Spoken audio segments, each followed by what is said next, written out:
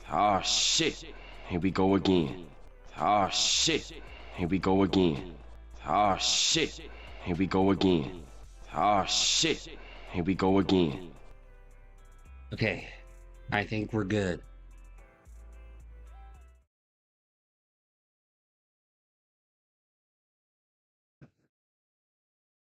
All right.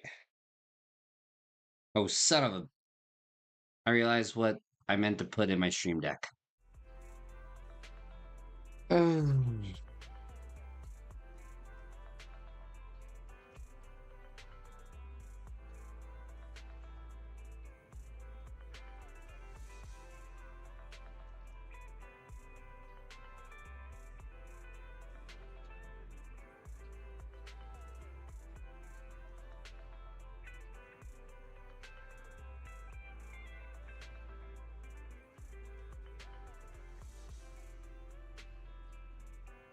There we go.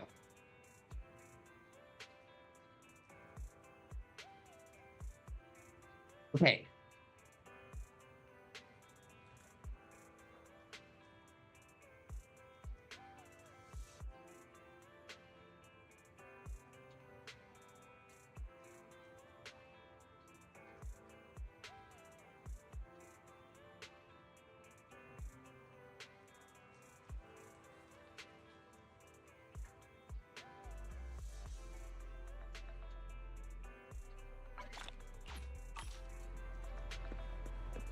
Okay, we did it. For the most part. You know, a bunch of this other crap I could probably do off stream. Oh, son of a bitch.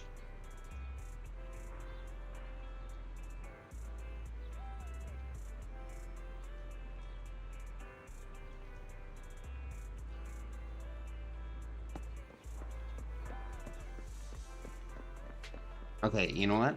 Let's get down to business.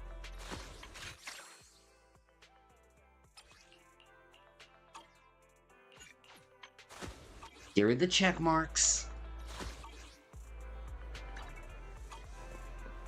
Right, first things first, let's get coffee. Nothing beats caffeine on a lazy afternoon. Want some?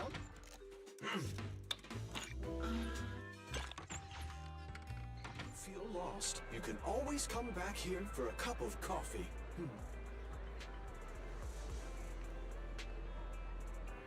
It was gonna irk my soul all night. Okay, there we go.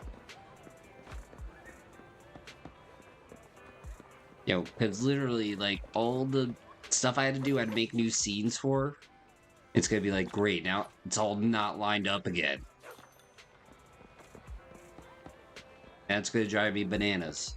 B-A-N-I-N-I-N-S. Oh god, please don't tell me.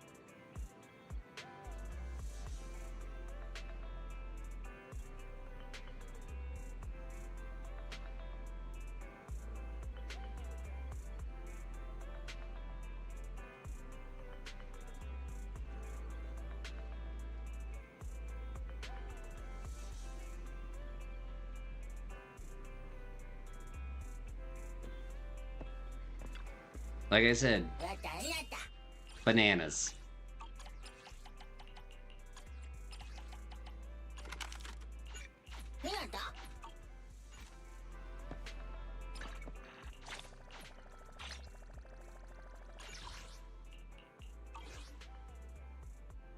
You know, as long as I don't have the question like, hey Derek, why was your computer saying grab his meat and twist it? Like, I'll be okay.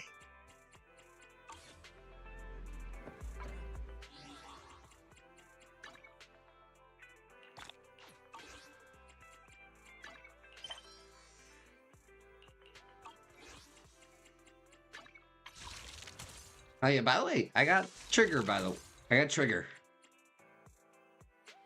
I asked my German friend if he knows the square root of 81. He said no.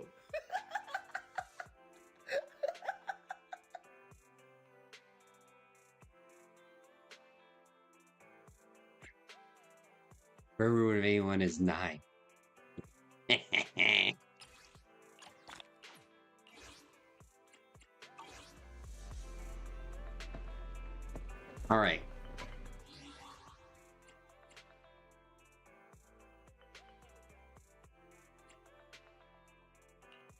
fact that you said no.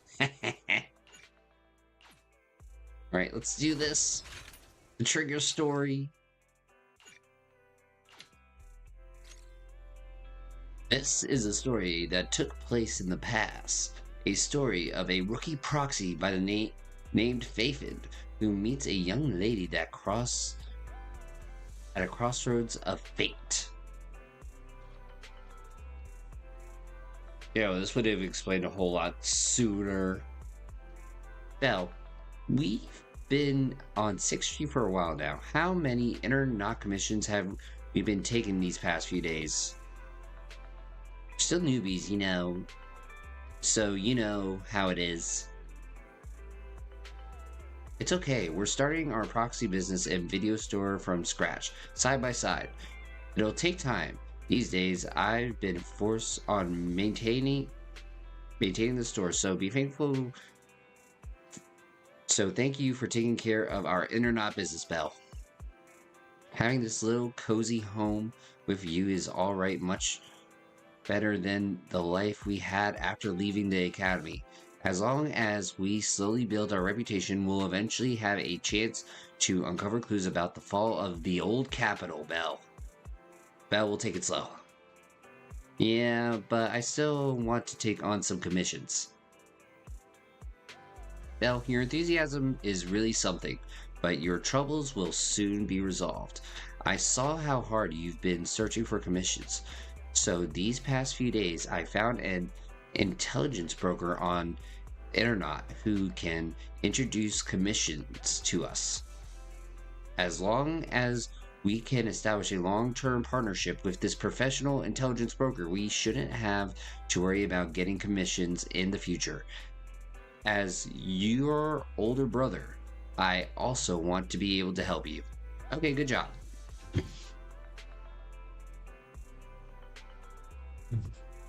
Thanks.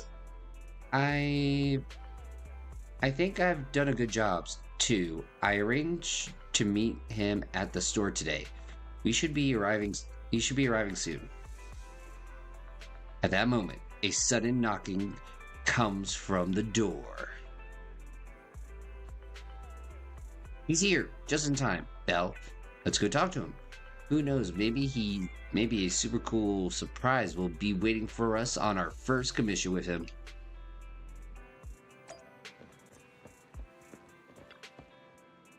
Yeah, because like in the main story, it felt odd. Like how Trigger knew us before like, it's like, what? As front door is opened, a man in a suit walks in. Although he wears a friendly and reliable smile, there is something slightly off about him. Riddler! Belle, allow me to introduce our future partner, the intelligence broker I found on internet. Nice to meet you both. You can call me Shepard. I'm glad you two choose to work with me. By the way, are you just starting out in this line of work? Nice to meet you. We haven't been in the business for too long. I understand. It's normal for rookie proxies like you two to have a hard time finding commissions. But please don't worry. As an intelligence broker, I exist precisely for people like you. Let me check my notes. Your name is Fafid, right? What kind of commissions do you exactly specialize in? Yeah, we have superior technology.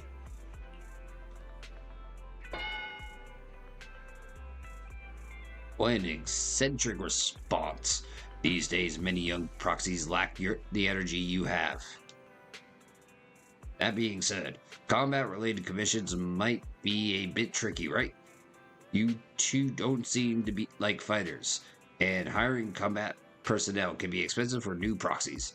To be honest, I'm not sure I feel comfortable assigning you anything dangerous. We'll find our own way to resolve that. I believe you'll see it in the actual commission. Oh wait, shoot! I forgot to add in the like 5 minutes.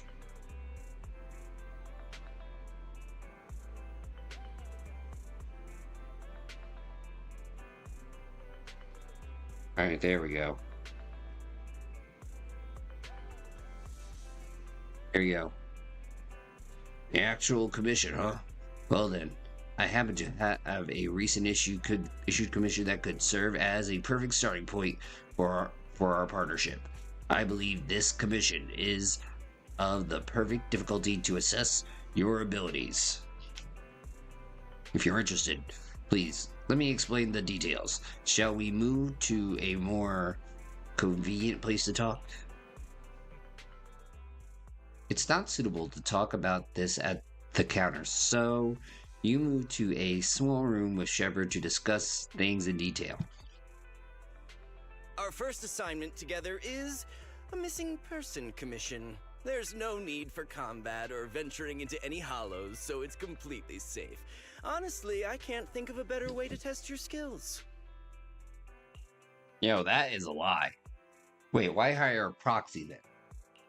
Not to be rude to the client, but guiding people through the hollows is what a proxy does. A commission that doesn't even require stepping in one seems kind of pointless for us to handle, right? Don't get me wrong, I'm definitely not trying to pass this off on you. Your ability to navigate the hollow is unquestionable. That's what makes a proxy a proxy. But this role involves more than just that, and this commission is a perfect opportunity to demonstrate those other skills. If it's stealth, those are non-existent. To be honest, the client barely gave us anything to work with, just pieces of info. That's why this is a perfect chance to show off your skills in gathering intel, spotting details, and negotiating. All the makings of a top-tier proxy. Accept the commission.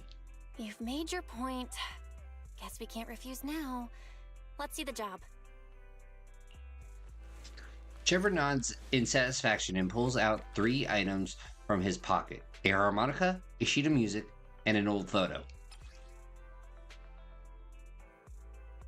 A somewhat aged photograph, though the image remains fairly clear. A blonde young woman with her eyes covered leans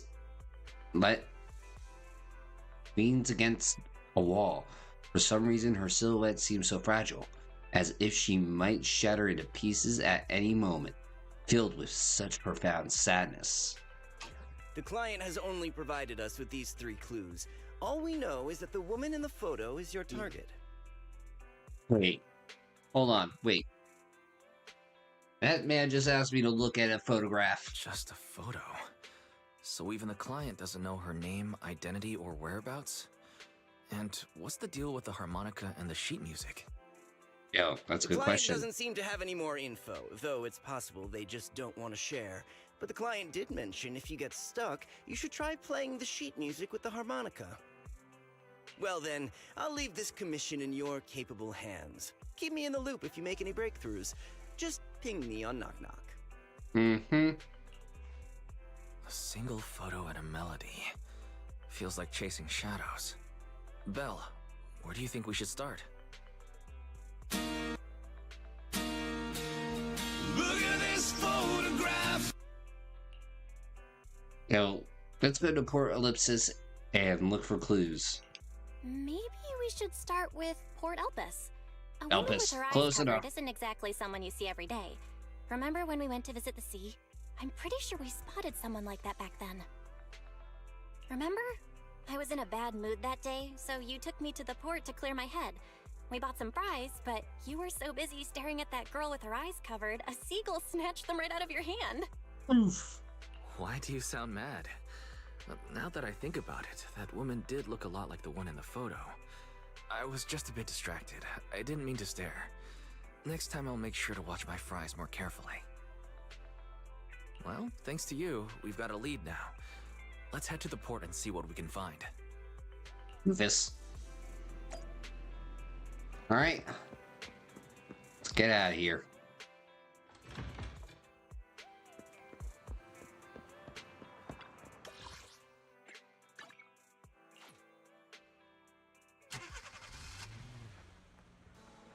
Now we've arrived. Time to find our missing person. However, it was a week ago when we saw that lady, and we can't be sure if she's the person we're looking for. Even if she is, it's uncertain whether she's still around here. Yo, better get started. Right. Since we don't have any other leads right now, let's try our luck here. I'll attempt to hack into the cameras to check if she's been around recently. As for you, Belle, take this photograph. Look at this photograph. And ask locals and passersby around here.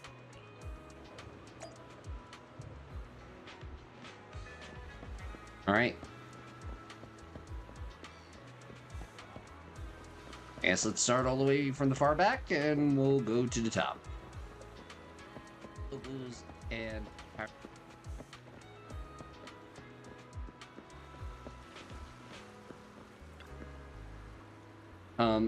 excuse me, ma'am. I need you for a moment. I need you to.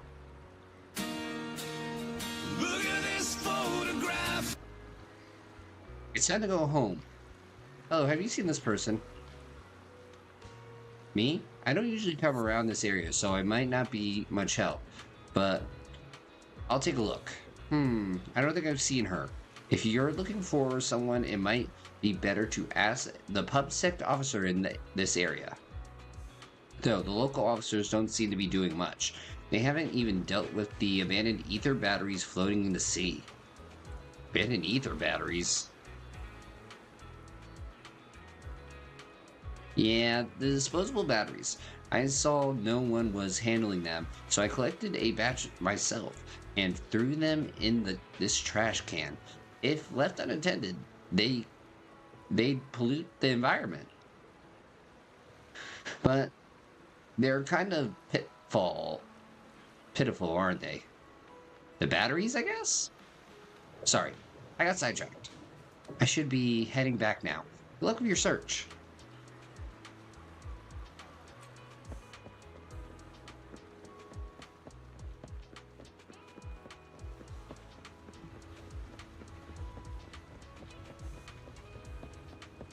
Yo, have you seen Squidward? Answer me. Paulo has no feelings. How about the Investigative Association? Oh, to make nonsense connections.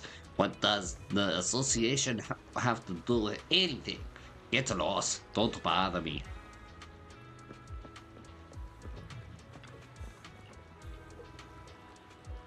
Yo, what about insurance? Great. It seems you're the contact sent by headquarters. I placed the item in the hollow closest to here. Make sure to pick it up. Yo, have you seen this person? What photo? Let me have a look. I've never seen her before. Is she one of the targets for this job? Or is she some kind of witness? Someone who saw the scene before? No, looking at her eyes, it's unlikely she's the latter. Do you need to send someone to find her? No, that's fine. What do you mean, never mind? I don't care, just make sure you pick up the goods. Better stay away from this person. Yo, 'tis an understatement, as they say.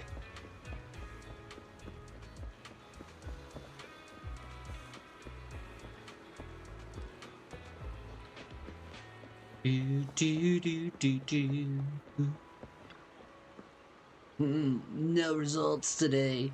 I told them the bait wouldn't work, but they didn't believe me. Hello, have you seen this person? I'm just a fisherman, staring at the bucket, bobber, and fishing line all day. How could I recognize anyone? I know a real reliable type of bait.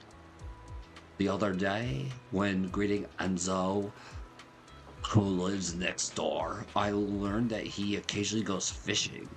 I recommend the bait that Enzo usually uses to the man.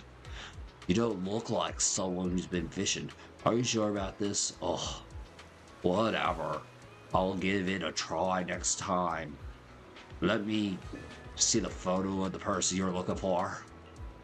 I think I remember this girl. I'm here fishing every day, and she was here some time ago walking around the wooden walkway. Yo, do you know where she lives?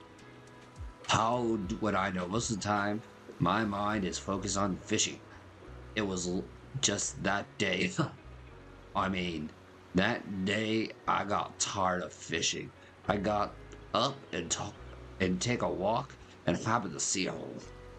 I only seen her that one time. If you need, I can help keep an eye out. But for now, I really don't know any more about this girl. Alright, thanks. I asked a few people, but none of the clues seem particularly useful. I should head back and discuss our progress with Wise.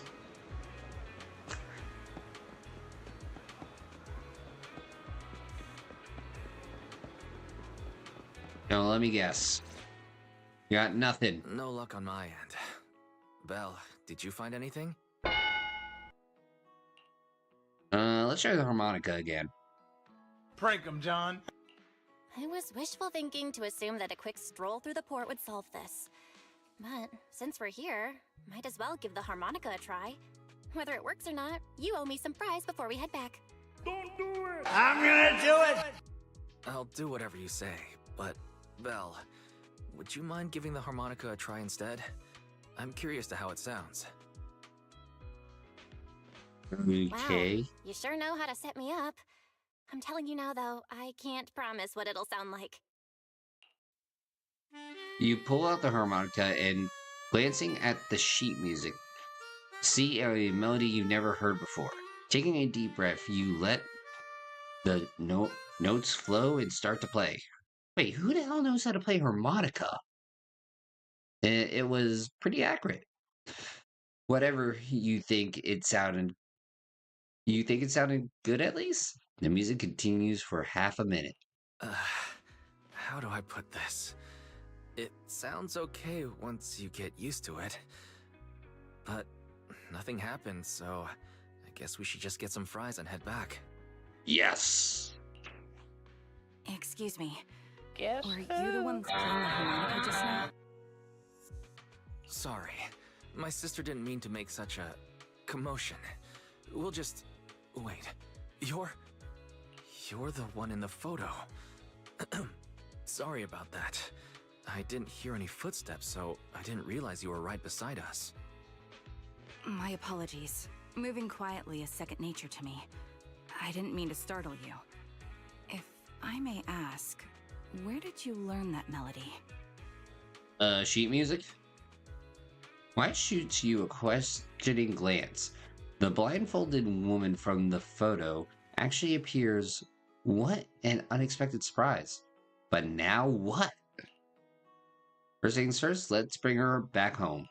Well, the two of us are proxies, and this song was given to us by a client. We never thought it would actually help us find you. Our client is the one looking for you. Why don't we discuss the details somewhere else? I see. Please lead the way. I'd also like to meet this client of yours. Let's head back to the store. No, for... Okay, let's go check in with Shepard. Oh, I almost forgot.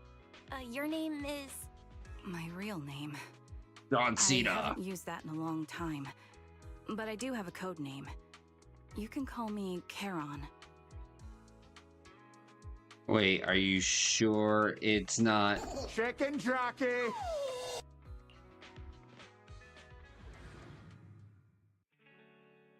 You return to the video store with the woman who calls herself Charon. Also, along the way, you introduce yourself and share a bit about your fledgling proxy business. Miss Charon, I just reached out to the information broker who posted the commission. He should be here shortly, and you'll be able to meet the client soon. Please take a seat on the couch. I'll get you something to drink. Thank you, but please, don't mind me. By the way, The second row from the top on your TV wall. Third unit from the left. It has a connection issue. You might want to check it out when you have time. Nani? Wait, how did you spot that? Oh, let me see. You're right. How did you know? No wonder there's been some lag lately. I rely on my hearing. I lost most of my vision in an accident. I can just about make out the outlines of my surroundings. To move around like an average citizen, I've trained my other senses to be extremely sharp. Wait, but how does one figure out where there's lag in the Wi-Fi signal? I heard a faint buzzing sound. By moving around the room and noticing the change in sound, I was able to pinpoint the location of the faulty TV. Ah. Sorry to bring it up. Sorry. I hope my question didn't seem rude. No need to apologize. Vision isn't the only way to perceive the world. As proxies, you two should know that better than most. Anything that can be seen with your eyes can never be considered a secret. A subtle silence fills the room. It's clear you have secrets you don't want to share with others, and there's an unspoken understanding between you. As the silence is on the brink of becoming awkward, a knock sounds at the door from outside the shop. It's me again. You two Oh, found wrong the one. target already. Definitely not that one. Wow, Phaethon, you guys are incredible. If you're always this fast, you could take on anything. You know, why do you look uneasy? I'm glad you're impressed. But why do I get the feeling you aren't very happy? You look a little uneasy. Where to start? It's great that you were able to find the woman in the photo, but there's a new problem. Oh shit. Here we go again. I can't get in touch with the client anymore. There's been no reply from his Knock Knock account since yesterday. I brushed it off at first, but there's still no reply today.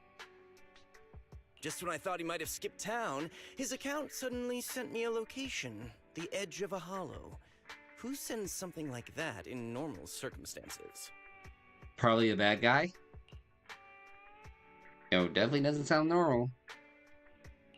Sending a location from the edge of a hollow? That's anything but normal. And the client hasn't responded at all? Either way, I'll keep trying to reach the client. I hope he's alright. Let's stay in touch for now. We won't be wrapping up this commission for a while. Sorry, but I overheard your conversation. Could you share that location with me? If I investigate the hollow, I might pick up some clues. You're Miss Charon? No offense, but the hollow isn't somewhere just anyone can waltz into. Without a carrot or combat personnel, it's a death trap. You should wait. I'm a soldier.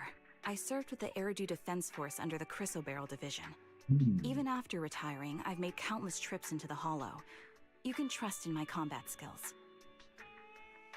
Yeah. The heart rates of you and the two proxies here seem to have just spiked. Don't worry. My military days are far behind me. I have no current ties with them. That's good. As for getting into the hollow, proxies, can I request your assistance? I don't know anyone else who could guide me. I'll pay the commission fee as best I can. If you don't want to be involved, that's fine. I'll think of something. Don't do it! I'm gonna do it! You know, we want to find the client quickly too. We'd like to find the client ASAP too. I mean, who's gonna cover our commission fee otherwise? Besides, if we said no, you'd just head into the hollow alone, wouldn't you?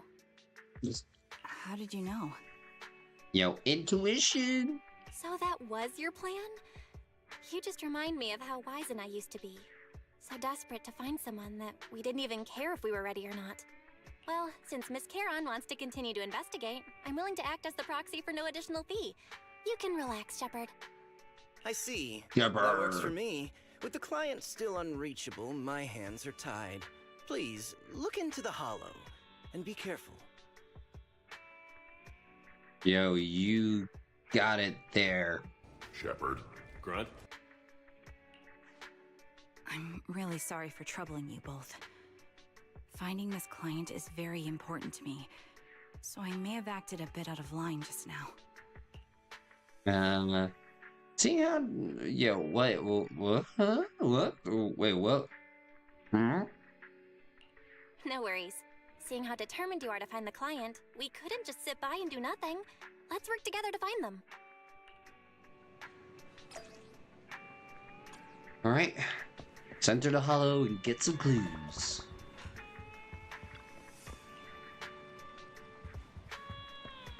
Yo, excuse me.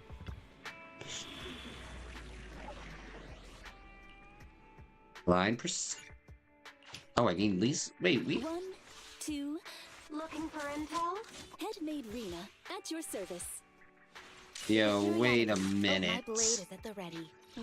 I ready for combat.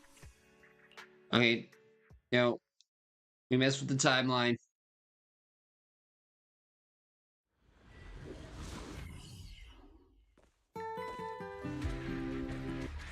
Alright, that's the wrong one. Miss Charon, I need some time to calculate the hollow route. Leave this to me, Proxy. Actually, I've been to this hollow before for reasons. I still remember the way forward clear as day.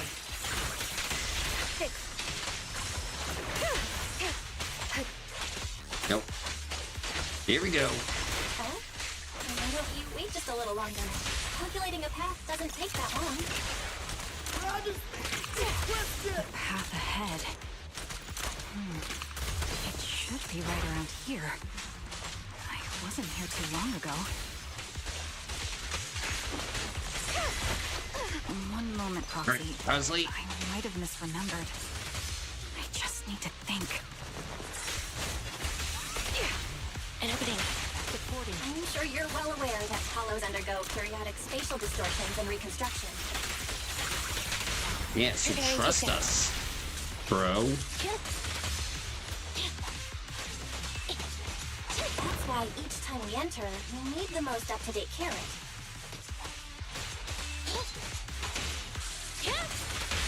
The target's weary. You're not lost because you can't remember. After you left... Sorry for being so presumptuous, Proxy. I got ahead of myself and made things difficult for you. Alright, just keep rolling. By the way, Miss Charon, how are you so fluid when you move and fight?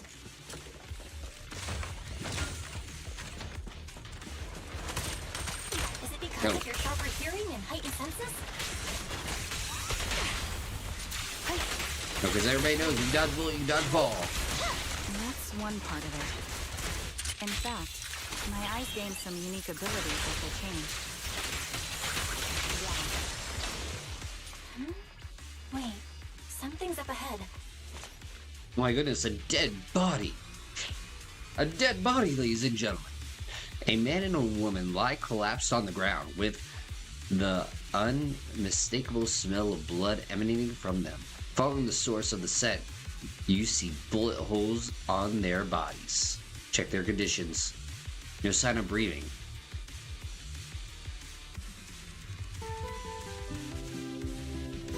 Their heart beats and pulses are completely gone.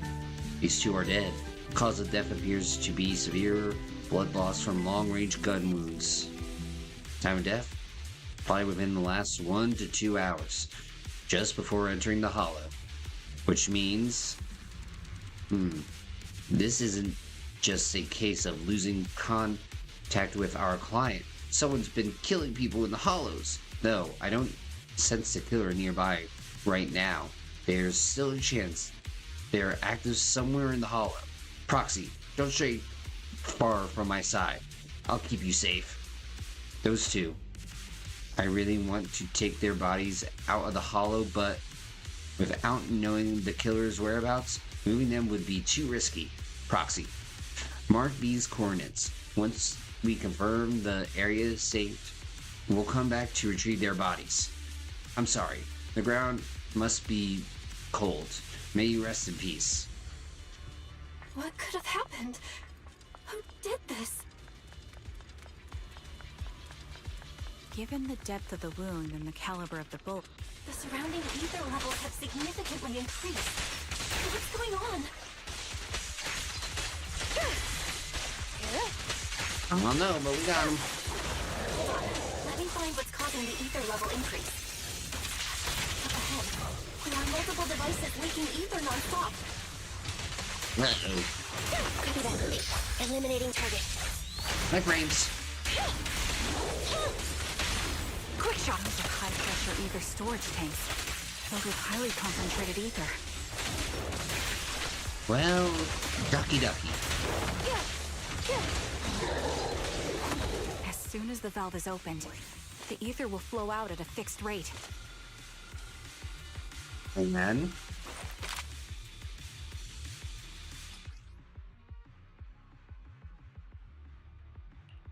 Okay, ooh.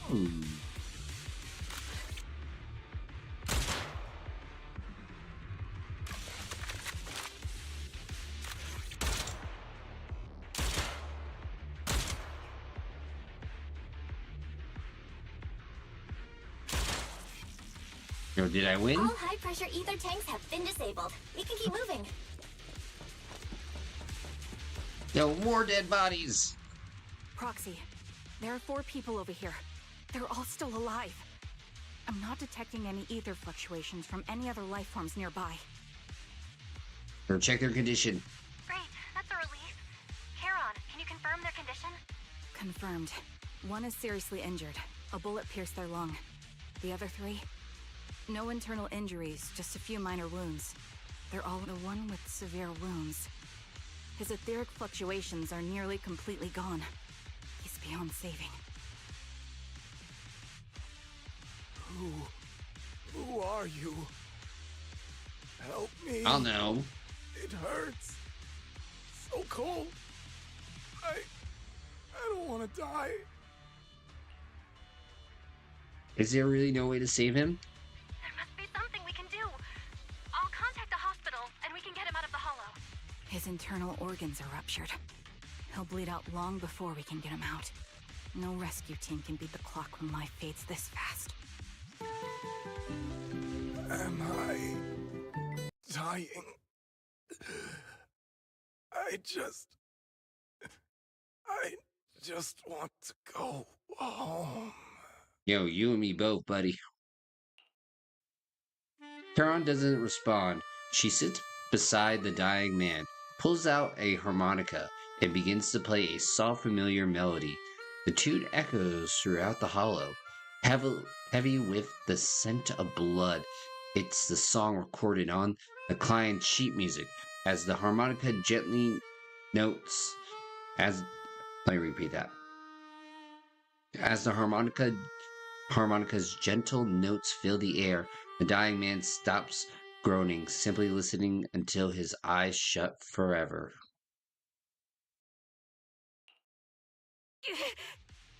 Huh? Yo, are you okay? Charon, are you okay? Did you get hurt during the fight just now? I'm fine, don't worry about me. As I mentioned before, these eyes of mine have their uses, but they bring just as much inconvenience. The rejection reaction you saw just now was one of them. Staring into death. It's not something I handle well. Understatement. My head. I remember now. There was a madman, a lunatic who tied me up and dragged me into the hollow. You're not. I'm not the lunatic you're talking about. Can you stand? There are 2 more unconscious survivors here. If you can, help us carry one of them. Let's get out of here together. Yo, this stupid ass. Leave. We can leave this place. What about that lunatic who shot at me from the shadows? Yo, the culprit's already gone. The culprit should be gone by now. Charon, let's get the survivors out. Follow me.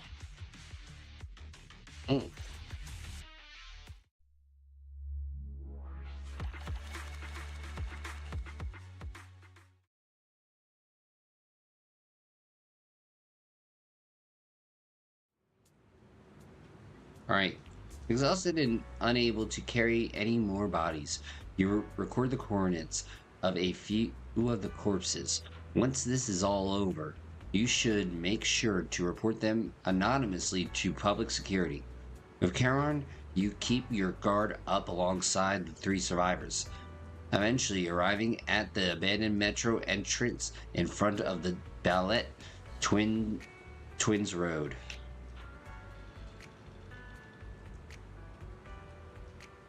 Proxy, let's take a short break here. The area around the Ballet Twins has been abandoned due to the Hollow disaster, and no one's likely to be around.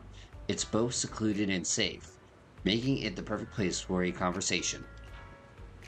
Those 3 survivors.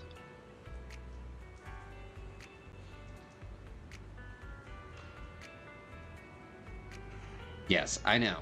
They just escaped from a killer, so we need to check on their injuries and mental well-being.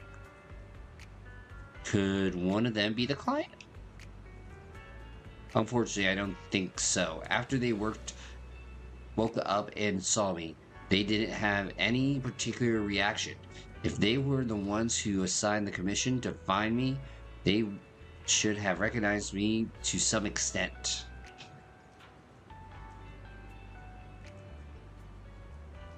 Proxy, I'll keep watch around here and be on the lookout for the perpetrator trying to track us or attempt to ambush us. Could you please have a brief conversation with the 3 survivors? I think they might have information on the perpetrator. And to be honest, I think they might. No, it's possibly just my imagination. I'll gather information from them first. Thank you, Proxy. Alright. Let's do this. Take a deep breath. If your emotions get too intense, the wound might reopen. Ugh. I still feel like I'm going to throw up. The fear that someone's still trying to shoot at me, it just won't go away. Are you guys okay? I'm okay. Did you save us? I'm just about holding up. I've just recovered from the shock. I remember you. You were looking for someone around Port Lepsis, weren't you? Yes, I think I've seen you before. How embarrassing. I never thought we'd meet again like this. What are your names? My name is Zoe. Aaron. Just call me Aaron. Feeling nauseous again? I managed to hold it in. Did you want to ask us something? I have some questions. No problem. We'll answer what we can. How did you get kidnapped and taken into the Hollow? For me, I was sightseeing at Port Ellipsis earlier. After that, I was on my way back home, driving along a deserted road when I seemed to hit something. So I got out of the car to check. Just a few seconds later, I got out of the car. Someone hit me from behind, knocked me out. I still have a bump on the back of my head. You can feel it. Let me take a look. There really is a bump on the back of your head. As for me, I was sitting at home with my friend when someone pried open the lock and tampered with our food or water or something. I don't know what they did exactly, but shortly after we ate, we both passed out. Were we the only 3 rescued from the Hollow? Did you see another woman? Just the 3 of you. Take some time to calm down. Get your britches together. Alright, anyway, thank you. And your companion. If it weren't for your arrival, I don't think the perpetrator would have let us leave so easily. Why are you being targeted? I can't take this anymore. Alright. Thank goodness, I can't believe it. I'm still alive and out of the Hollow. What's your name? Oh, me? I'm Jesse. Jesse's girl. I'm so grateful you were there to save me. When that maniac was chasing me and sniping at me, I really thought I was done for. I have some questions. Questions, huh? Go ahead, although I really don't want to remember what just happened. You did save my life. You know, how were you kidnapped? I was tricked. I received an anonymous message telling me there was a big job I could do, asking to meet me in an alley on 6th Street. I had just arrived at the agreed spot and was waiting when someone hit me from behind and knocked me out. When I woke up, I was already in the hollow and my hands and feet were tied. Take some time to relax. Is that all you wanted to ask? Well, anyway, thank you all. If you had come by any later, I think all 3 of us would have been killed by that maniac. Sharon! After a brief check on the 3 survivors, you share what you've learned with Sharon. She then calls over the 3 over. Thank you all for assisting me, even though I'm a stranger. You've given me valuable information. Yo, you know what you could do? Call a doctor! It's the least we can do after you saved our lives. If there's anything else you want to ask, go right ahead. I do have some questions left to ask. Before that, could the 3 of you introduce yourselves? I'll go first. My name's Zoe. Hi, I used to be a soldier in the Defense Force, but now I'm just working a regular desk job at a private company. Don't let that fool you, though.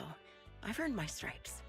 I'm Jesse, currently working as an internet information broker. I'm still pretty new at it, though, so I can't think of any reason someone would target me. My turn? I'm Erin. I was also in the Defense Force, but now I'm unemployed. Actually, I have a question for you all. Shoot. Did you see my friend when you were in the Hollow? She's about my height, with shoulder-length blonde hair and a mole under her eye.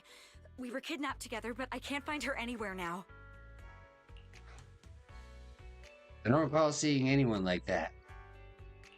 If I recall correctly, we didn't come across anyone like that in the Hollow, among both the survivors or the bodies. It's all right. I'll keep looking. I hope she's okay. We were always inseparable. We even planned to visit Scott Outpost together for Remembrance Day. I never thought something like this would happen. Wait, Remembrance Day? Remembrance Day? What's it about? As the name suggests, it's You a remember day something. organized by the Defense Force for the families of deceased soldiers and veterans. People gather to mourn their loved ones who died in the fall of the old capital and find comfort in each other's company. I didn't know the Defense Force did that. Huh. Maybe I should go check it out. If I can't find her anywhere else, I'll head to Remembrance Day alone. Maybe she'll show up there. Was your missing friend also a member of the Defense Force? Yo, it She and I seems were in the same very... squad. Obsidian Division's Cartis Squad.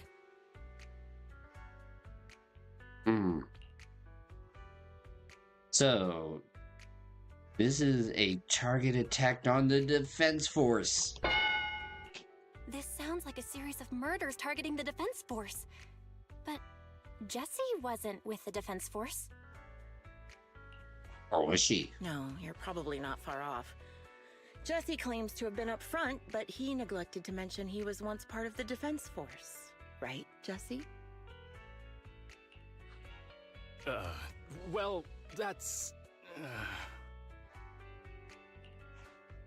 I just don't like bringing up my past in the Defense Force. It's not like I'm trying to hide it. They're just memories from my time there that I'd rather forget. Oh, ain't that the truth? I was part of Obsidian Division's Noct Squad. That's the absolute truth. I was also in the Obsidian Division, Impura Squad. I don't know who those who died in the Hollow were, but it seems the killer really is targeting members of the Defense Force. Yo. Wait a second. If I remember correctly, during the fall of the old capital, didn't our 3 squads work together on a mission outside Hollow Zero? Sounds very sus. We did? I don't really remember. Sounds memorial. I have a vague memory of it, but there were so many people on the mission, I don't remember your faces. Thank you all for the information. I'm starting to see a pattern in the killer's choice of targets. But there's something else I need to ask. I came to this hollow because someone I'm searching for sent me its location. And that person was likely being held by the killer as well. Did you happen to see anyone else? 3 survivors exchange confused glances before shaking their heads at Charon. You're not giving us much to go on. At least tell us what kind of person you're looking for. Male or female, what they look like. Can't offer much help without that. Tall, short, small, wide, bigly. Sorry, I don't have much else to share. Even so, if any of you remember anything else that may be useful, please let me know. You don't even know who they are, yet you're so determined to find them. Is it really going to be an issue if you can't find this person? Maybe. I've been searching for someone for a long time. They might be the key to achieving my goal. I see. Whatever happens, I hope you find them. If there's anything I can do to help, just let me know. Thank you. But please, prioritize your own safety. If the killer is targeting former Defense Force members, there's a good chance they'll come after you again. Of course. Once I've checked out Remembrance Day, I'm locking myself in my room and throwing away the key. He's gonna probably target you at Remembrance Day. You return to random play with Charon. Now it's my turn. Even after questioning those 3 survivors, the clues we have so far are still insufficient. Our goal is to find the missing client. Right now, we only know that he was likely kidnapped by the perpetrator, but we have no idea who the perpetrator is or where they went. Yo, I'm calling it right now. The perpetrator is the client. Charon, do you have any ideas? I think the other proxy is right. The information the 3 survivors provided is limited. With our current information, it's hard to dilute where we should go next to find the client. Our clues have run dry. Wait, it's Chad. Wait, Chadwick Boseman? Prank him, John. I don't even know why I decided to hit that button. But we still got something out of it. At least we now know some characteristics of the perpetrator. A sadistic sniper with a grudge against the Defense Force. They're malicious in planning, avoid open confrontations, and obsessed with committing crimes in the Hollow.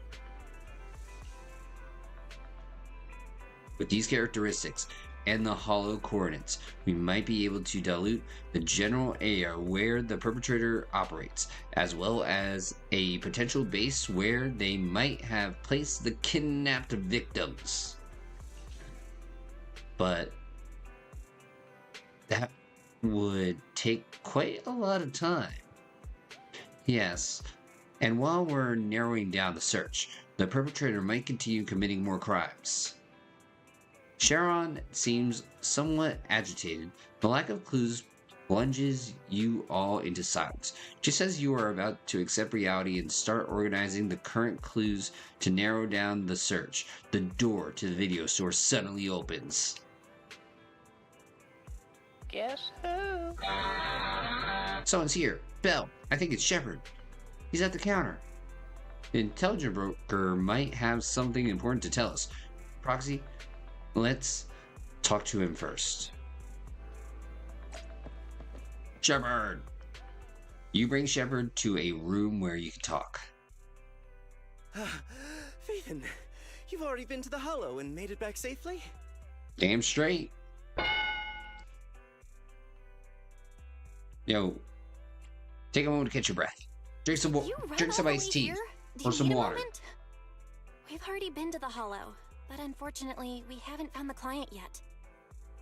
I'm fine. Did you find any clues there? Yo, I found a hot pocket. There are traces of a kidnapping. It's very likely the client was involved.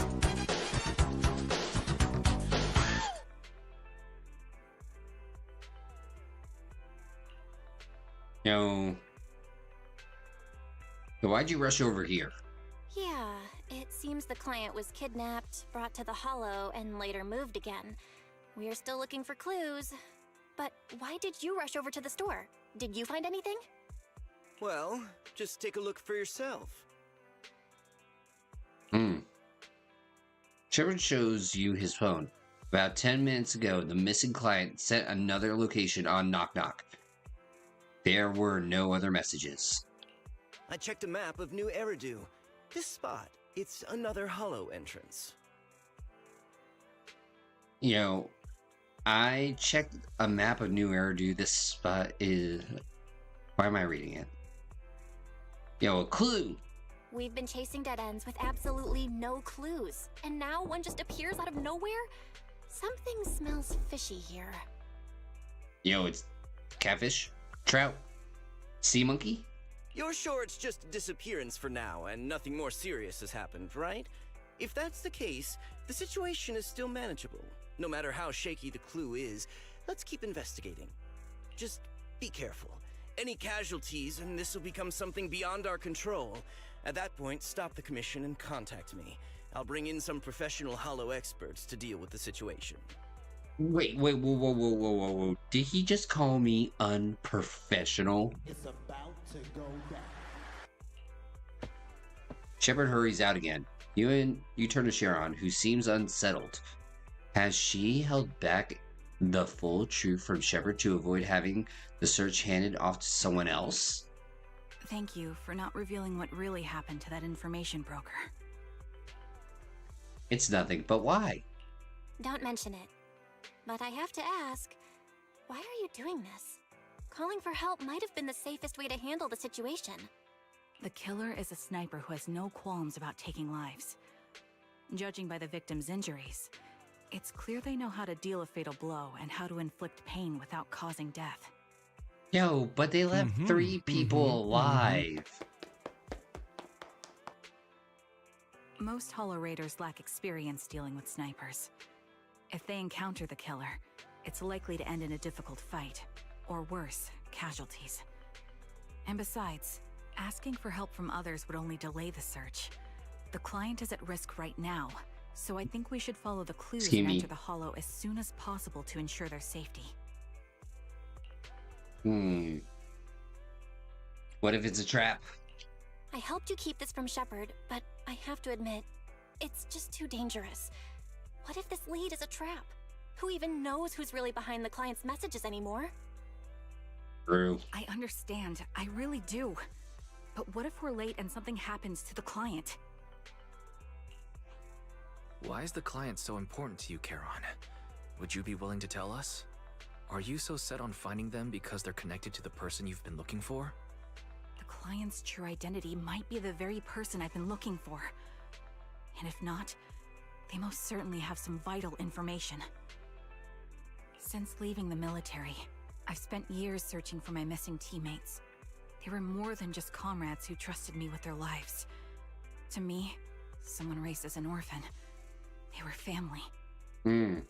I've scoured countless hollows and every corner of New Eridu to find them, but I've never found a single lead. Until I met you and heard that melody on the harmonica. It's called Homecoming. My squad leader composed it. Only our squad knew it. And yet that client of yours not only knows the song, but also gave you the sheet music. Please, Proxy. This client is the only lead I have left. I'm certain my teammates are still alive. If this trail goes cold, I don't know when I'll get another chance to reunite with them. I think you're alone. If they're still alive, could there really be no trace of them after all these years? Why is his gaze towards you seems to convey such a question? But then thinking about how you're also searching for your teacher, it doesn't seem all that hard to understand. I get how anxious you must feel. Let's face this together. But this time, we really need to be extra careful. Thank you, Proxy. I feel much better knowing I have your support. You can trust me. I'll protect you if the killer is really waiting for us in the Hollow. We'll make it. Okay, we'll live.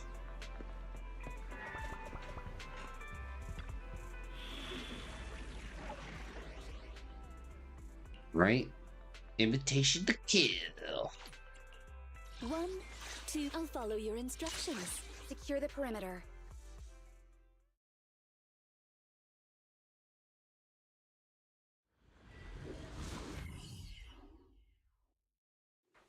Alright, here we go.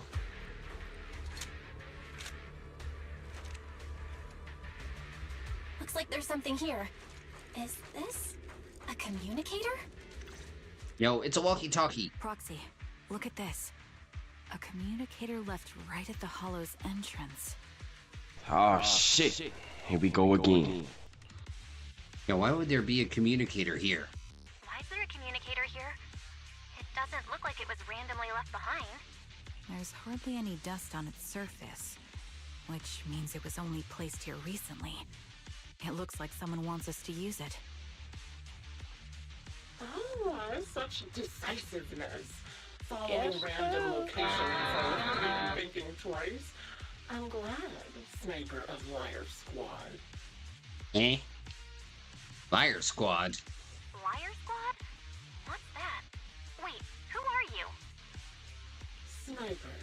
Or should I say Charon now? Haven't you shared your past with our dear Proxy? If introductions aren't your strong suit, I'd be happy to show you how. Eh? You can call me Grim Vulture, the one behind this string of murders. You see, I've been working my way down a list, crossing off names. And now, Charon of Liar Squad, your name is next. Looks like you've done your homework on me. Just because my presence interfered with your plan, you've decided to take me out for good? I thought you were just going to be another obstacle in my way. And now, with you in my sights, this must be some kind of destiny. Yo, that's a different game. I'm not sure what you're referring to, but I'm looking for someone. Given that you're waiting at the Hollow entrance they shared, I'm guessing you have them. Oh shoot, that reminds me, Marathon. The Marathon livestream is tomorrow. If you hand them over, perhaps we can make a deal. Yo, let's play that. Whoa. Sharon suddenly dodges to the side, raises her gun, and fires using her body to shield Eos. In the next instant, a bullet flies past her and hits the ground. Her shot flew into the distance. Doesn't make any sense. And there's only one thing that's for certain. It didn't hit Grim Vulture. So your version of making a deal is stalling for time to locate me and lining up your shots? Can't say I'm surprised. After all, that's exactly what I plan to do too. God dang it. Marathon is being showed off tomorrow. You know, the next game from Bungie. You seem to have rather unique eyes, but you'll never get the chance to hit me. After all, no one's better at counter-sniping than me. And yo, Alex, I have some bad news. Yo, the bots have infected YouTube as well. Seems talking won't resolve this, but I'm not averse to using force. Now that's the spirit!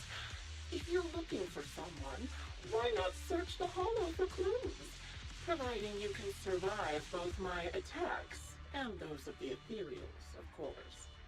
Oh, and I've prepared a little gift for all your trouble. I hope you still have that determined look on your face after seeing it. Alright, we know what to do. Dive, duck, dip, dive, dodge, and dodge.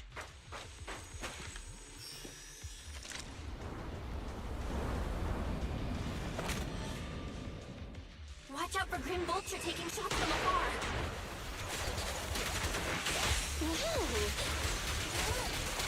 Oh, don't worry, I know what I'm doing.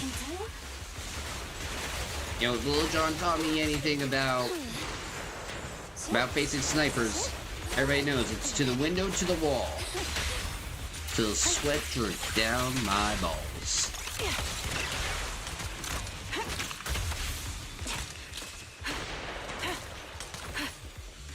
Next. I found a box. Something feels off about it. Strange eye-catching box. A rather creepy box. It gives off a unsettling stench. You have a bad feeling that opening it would be asking for trouble. You glance at Sharon beside you, who has fallen silent. Clearly, she's having the same feeling right now. She hesitates about where to open the box. Sharon, wait, don't open it. Sharon opens it anyway. I am now wait, what is window blurping? A blood-stained tattered military cap carelessly crumpled and stuffed in the corner of the box. Though the owner's identity remains unknown, the message it conveys can only mean one thing. Oh, got it. Death. Yo, don't touch what's in that box. Baron reaches out and picks up the military cap from the box. Her fingers tracing its shape, her lips tremble. It's okay, Proxy. And my sense of touch isn't deceiving me. This appears to be the outfit of my former teammate Warren, or a replica of it. So, this is the surprise Grim Vulture mentioned. See now. Let's keep moving, Proxy. Sharon goes silent. Yet, as she chambers another round, you can sense her hands trembling silently while her grip grows even stronger. You still remember what's inside the box, right? Missed. The one you told me for.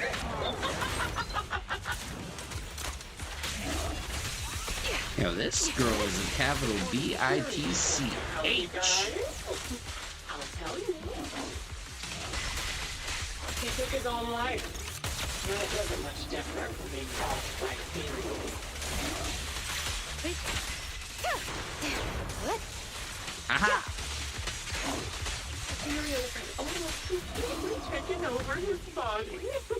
He was being corrupted, covered in ether. Another high-pressure ether tank. And a lot of Ethereals have already been drawn to it. Oh, hello.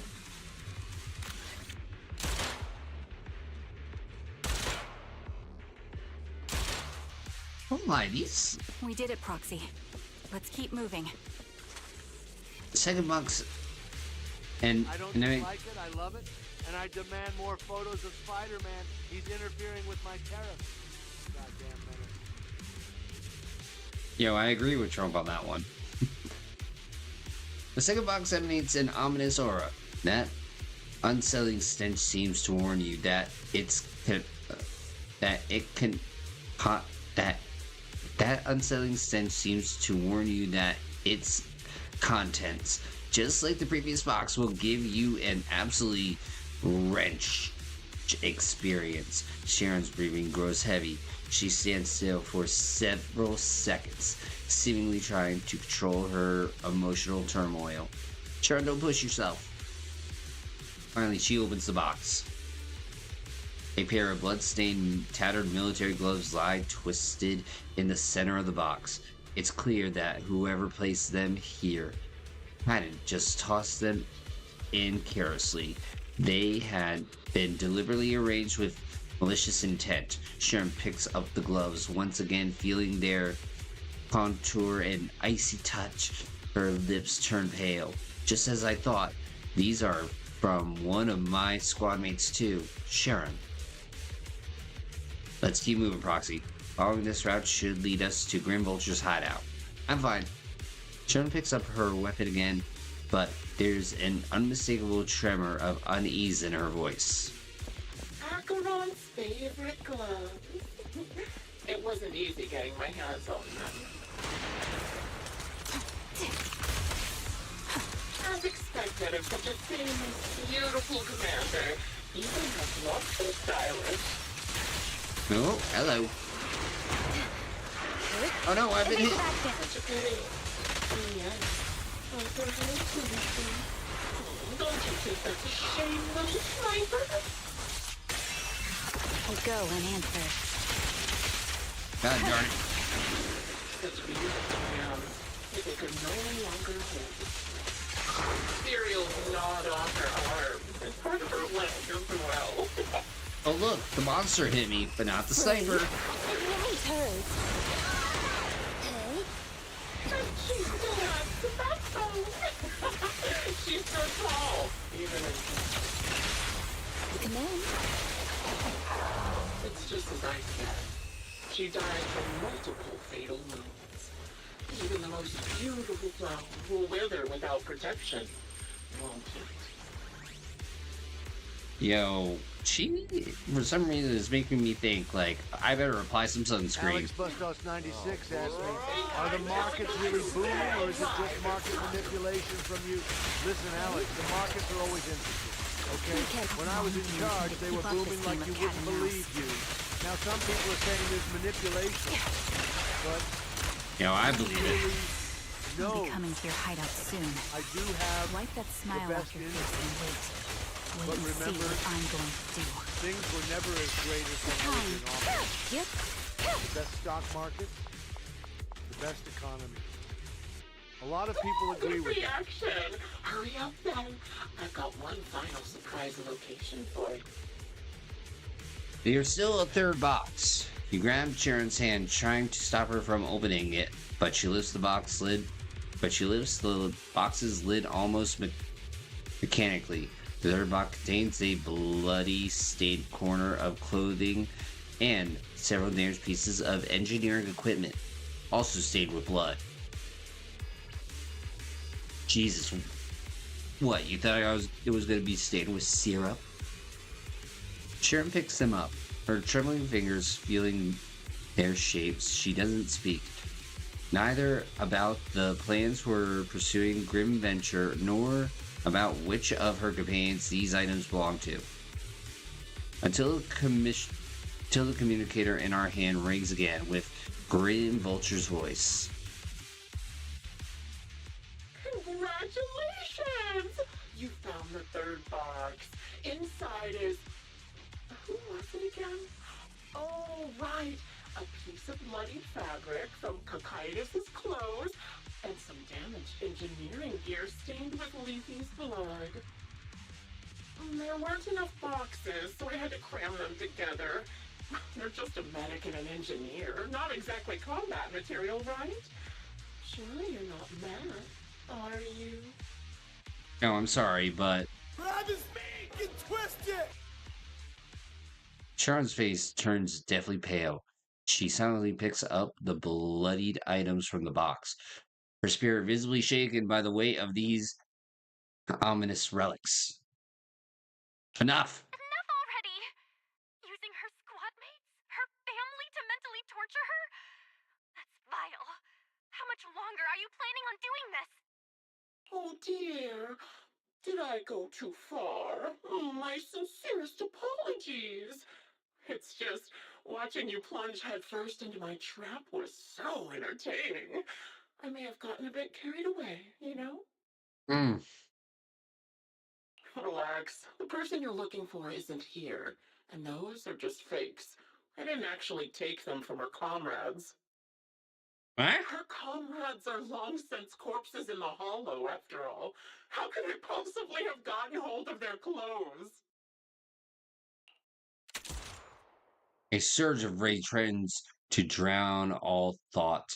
Just as you are about to retort, a crisp gunshot rings out. Sharon's shot is clean and decisive, carrying an unmistakable intent to kill.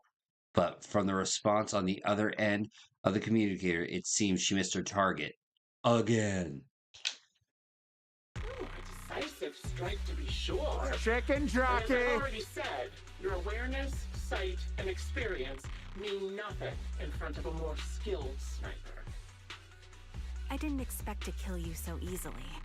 There was a subtle change in your ether fluctuations the moment I fired. That was all I needed. Ooh. You knowing my past makes me feel sick. But after seeing that you're just a coward who feels fear from another's killing intent, it doesn't bother me as much anymore. Coward, you say? How fascinating! You were little more than a hollow shell before, but now that you've bared your teeth, you've started looking somewhat respectable. I know your composure is nothing more than a facade. You've never truly faced the weight of your comrades' deaths, have you? I bet your mind is now filled with their dying screams. Yo. It's about to go down. Wait, her squad mates are alive? Karen and I both believe her squad is still alive. You can drop the act. Why are you so fixated on Karen? Just because she used to be in the defense force? She has nothing to do with your target. Nothing to do with it. Then why don't you go ask her? Come here, about look at me. it? Hey, What look at me. What I say? surprises me more No. is Come here. Look at me. you Hey, actually look at me. believe What I... her teammates No. are still alive. Shut up. If she won't tell you, I will. Those so-called alive squad mates of hers went missing during the fall of the old capital. I'm sure you know exactly what that means. When the old capital fell, Yo, the countless placement. Defense Force soldiers were either killed by Ethereals or became them. The surviving soldiers, struggling to defend themselves, never had the opportunity to carry their comrades' bodies out of Hollow Zero. Obviously, her squad mates, the members of Liar Squad, were among the dead. But since their bodies were never found, she insists they're still alive. Even going as far as to deceive her own proxy. It's laughable. I didn't lie to the proxy. They're alive. I have proof. Someone like you could never understand. I could never understand? You think it's hard to understand your childish thought process? If you really have solid proof, why not tell me? Come on, let's hear it! Yeah, let's hear it. My eyes. I lost nearly 90% of my vision during the fall of the old capital. But in return, I gained the ability to see what others can't. Every second of every day for years, I've seen my squad mates. Not as fleeting shadows, but vivid and lifelike. They've never disappeared. Yo, this sounds like some severe PTSD. They're alive, waiting for me to find them. Why else would I have been given these eyes? That's your proof? Did you hear that? Proxy hiding in the bamboo. She spent years chasing after people who couldn't possibly exist, all because of some ghostly visions. My eyes! My eyes! You'd rather believe those visions of your teammates are real-time projections than accept that they're dead. What if I told you the way I described their deaths before was the absolute truth? Will you finally face reality? Or will you keep fooling yourself, believing in ghosts? I guess you'll keep deceiving yourself. Because that's how you survive. Ooh, damn. I'm not lying to myself. I really want to find your squad mates who have been missing for years and were officially declared dead?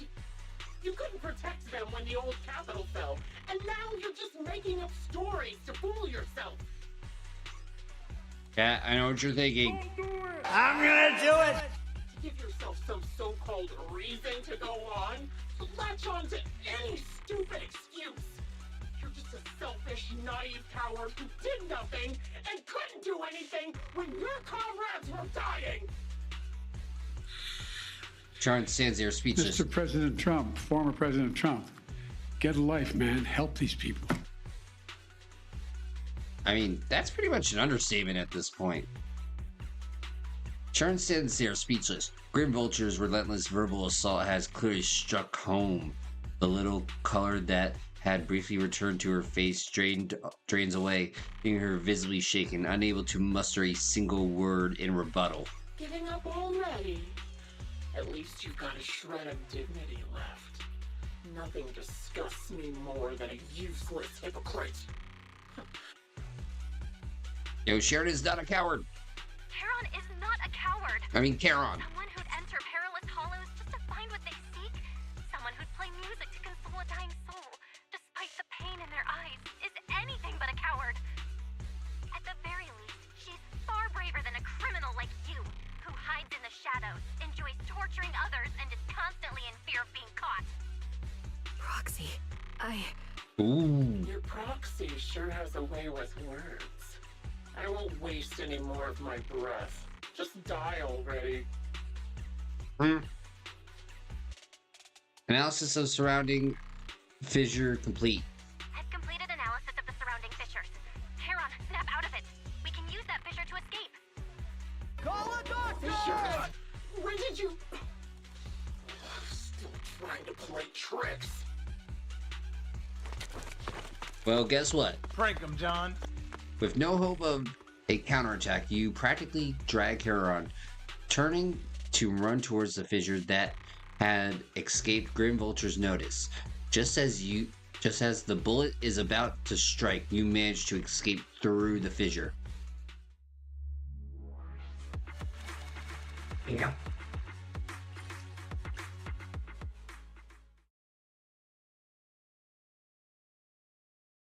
You escape from the hollow and return to the video store, bringing along Charon, who's lost all the will to fight. She seems more traumatized than you imagined, repeatedly touching her eyes, silent and distant.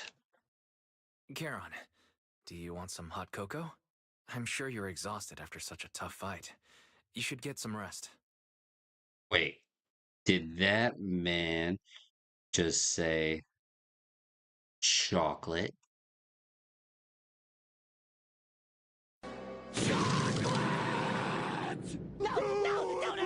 Thanks, but I'm fine. Yo, don't let that bully get to you. We'll show him. We'll tell their parents. Don't listen to Grim Vulture. They'd say anything to get under your skin. Once we start doubting the truth, we've fallen into their trap. No, Proxy. I think Grim Vulture has a point. Maybe it's all just in my head. The things Grim Vulture left. When I touched them, I was reminded of the day the old capital fell. I felt the same sensation when I touched an injured comrade. I tried to shake off that feeling, but the truth is, I can't stop thinking about the possibility that all my squad mates are dead. Yo, what happened back then? Would you be willing to share more? Tell me more. What really happened to you and Liar Squad on the day the old capital fell? That day, in the first hour Hollow Zero started expanding, Defense Force HQ thought it was just a normal Hollow disaster, and thought they could suppress it with a standard amount of troops. Liar Squad was among the first troops sent there. Before we left, our superiors promised reinforcements would be on the way to support us in combat, so we didn't need to worry too much about facing the Ethereals. But soon after we began the mission, we realized things weren't going to go like we thought. The Ethereals came at us like an endless tide. The Hollow expanded beyond control. And more importantly, the reinforcements never came. Yo, really? During this part? Ishi! Our squad died! Man! Yo, you're like the guy who goes up to the dead body at the funeral, viewing whatever. Run, bitch! Run! You'd be like, I knew he had my dollar. The Defense Force troops outside the Hollow soon realized this was no ordinary disaster. I still love you, Hollow Zero was Keishi. devouring Eridu at horrifying speed. The reinforcement plan was called off. and the promised troops retreated. Yo, hey, sometimes after an entire place is wiped out, you find a penny? Honestly, even if they had come to help, it wouldn't have changed anything. I watched as members of the advanced force around me died one after another, or were corrupted into Ethereals. Our squad slowly lost the strength to maintain formation. Damn. You know what, Keishi? Be sure to like and subscribe to Keishi Sarah on Twitch. Definitely worth more than a penny. I was a weak point in our formation. An ether shot fired by an ethereal hit my eyes, corrupting them. Because of that and several other wounds, I got it wrong. I shortly lost consciousness. Damn it. We're going to I'm hell. not sure how long I was out, but just before losing my vision, I briefly regained consciousness. The last thing my eyes saw was my squad mate standing in front of me, looking back. When I woke up again, I was already back at base. The higher-ups detonated the Shiryu pillars, and finally managed to bring Hollow Zero under control. I don't know who rescued me from the Hollow, but none of my squad mates had made it out. For some reason, the image of my squad mates being the last thing I saw has stayed in my mind. It must be some kind of sign. A sign that they're still alive. Don't you think? Wrong.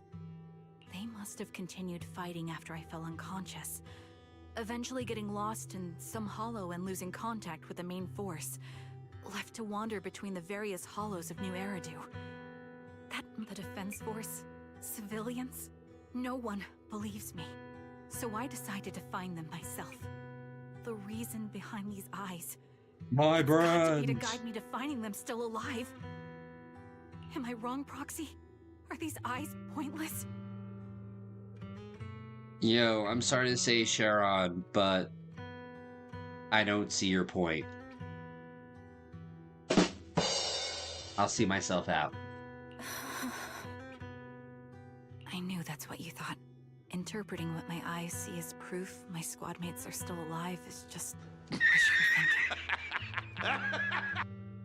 You know, I kind of don't believe her, considering, like, her eyes right now. If we're looking through her eyes, yo, she's, like, in flipping 40p. I can't trust this image. But if they're really gone, why would I have been given these eyes, which bring nothing but pain? If they're truly no longer alive, how can I apologize to them in person? Tell them I'm sorry. Sorry for being so weak. Sorry that I failed to protect them. Their faces are all so blurry. I can't see their expressions. I can't even bear to look at them.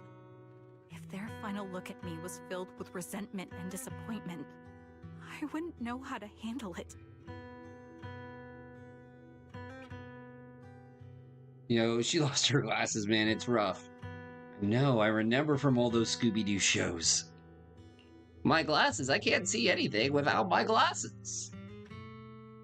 You know, wipe away your tears. Charon, listen to me. Even if everyone else thinks you're wrong, Wise and I will never dismiss your determination to find your squad mates.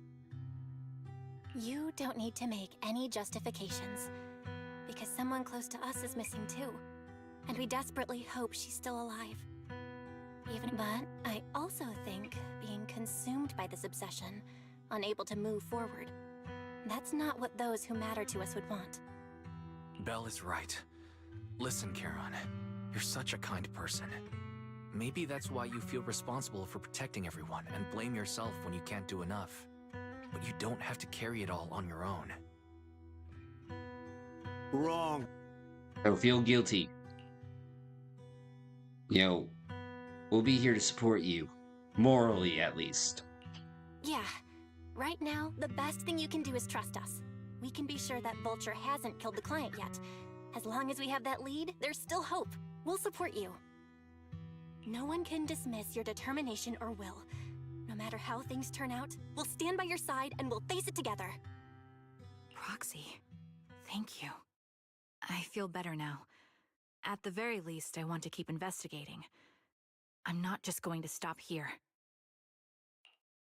Yay! With the tension easing, it's time to discuss the plan going forward. Just then, the phone rings. Prank him, John. Sorry to disturb you at this hour. Did you go investigate that new hollow? How's it going? Oh my god, this guy again. Oh, never mind. The Oh client shit, shared a new location here we with go me on again. Knock Knock. They're pretty eager, huh? Which hollow is it this time? No, it's not a hollow. If I'm reading this right, this location is Scott Outpost. Scott Outpost? Isn't that managed by the Defense Force and White Star Institute? No. What's Grim Vulture up to? Easy.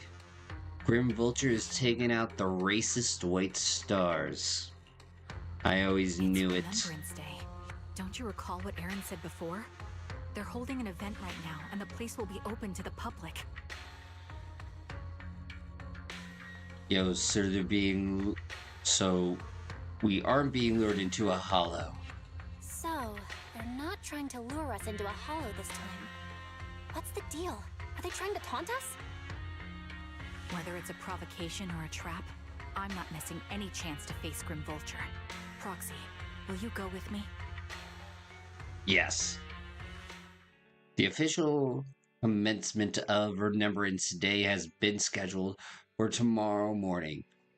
Meaning, ordinary citizens still cannot freely enter Scott Outpost today. Under arrangement, Charon spent the night at the store. The next morning, Belle, you'll be heading to the outpost with Charon soon. Did you sleep well last night?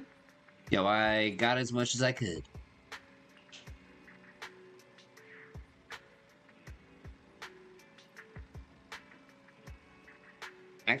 Actually, me too. Thought of the past kept me up. Especially those related to Charon. And I didn't manage to fall asleep until late. Oh, Charon is already waiting for you at the parking lot. I wonder how she feels right now. Please, take care of her, Belle. Oh, don't worry. We'll take care of her. If you know what I mean.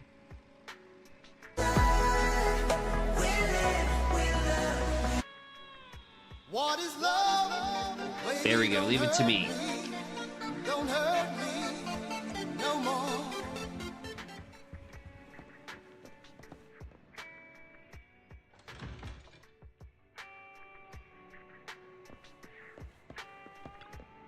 Good morning, Proxy.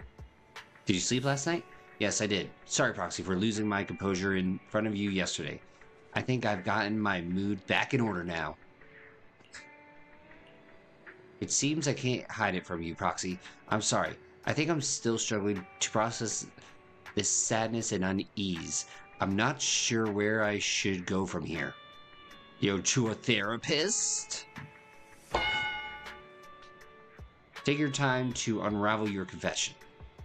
Yeah, you're right. Instead of continuing to suffer, it's better to reach out and grasp all hope we can find around us. Maybe things will eventually change.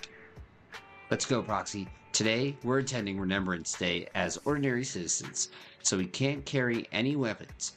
I suppose Grim Vulture wouldn't be foolish enough to make a move inside a military stronghold. Wrong. Let's keep an eye out while we're there. I believe we should be able to find new clues. You arrive at Scott Outpost with Charon. Many citizens have come to Remembrance Day. They must be the relatives of those who gave their lives during the fall of the old capital.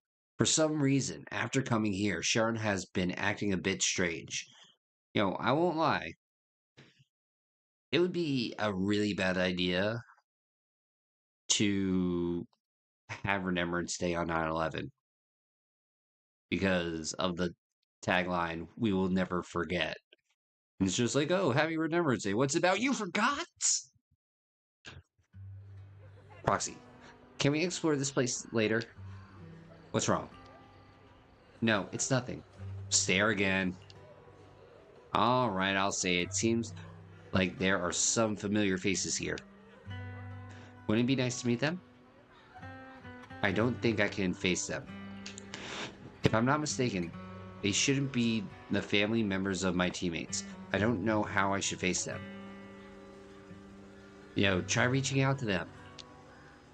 I know, but I'll be there for you. Then it's a deal. I will go and talk to them. Proxy, you don't have to say anything. Just stay by my side and give me the courage to speak.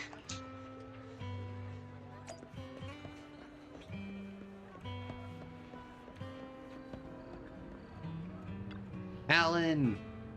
Wait, you're not Alan Wake. Are you Alan Arncar's brother? How'd you know that? Who are you? Wait, your eye covered? So you're Archon's sole surviving teammate. I remember you. We met once after the fall of the old capital. After that, I didn't hear anything about you again. I never expected to meet you here. This plushie. It's Archon's favorite plushie. She's always kept it in the most prominent spot in her room. I brought it along here, as if bringing my sister's shadow to participate in Remembrance Day.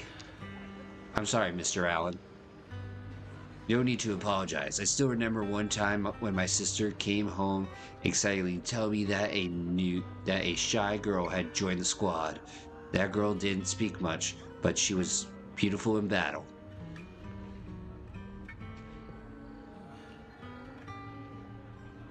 That was the happiest I've seen her. To her, you were a persistence that inspired admiration and a desire not to fall behind. A beautiful soldier who gave her the drive to keep moving forward.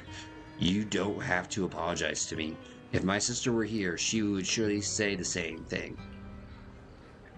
Please, don't mind me too much. The Defense Force has made a lot of preparations for Remembrance Day. For the Remembrance Day event. Please, take your time.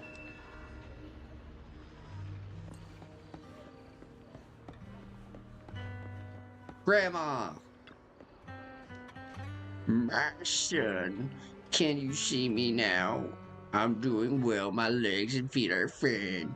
I miss you so much. Excuse me, are you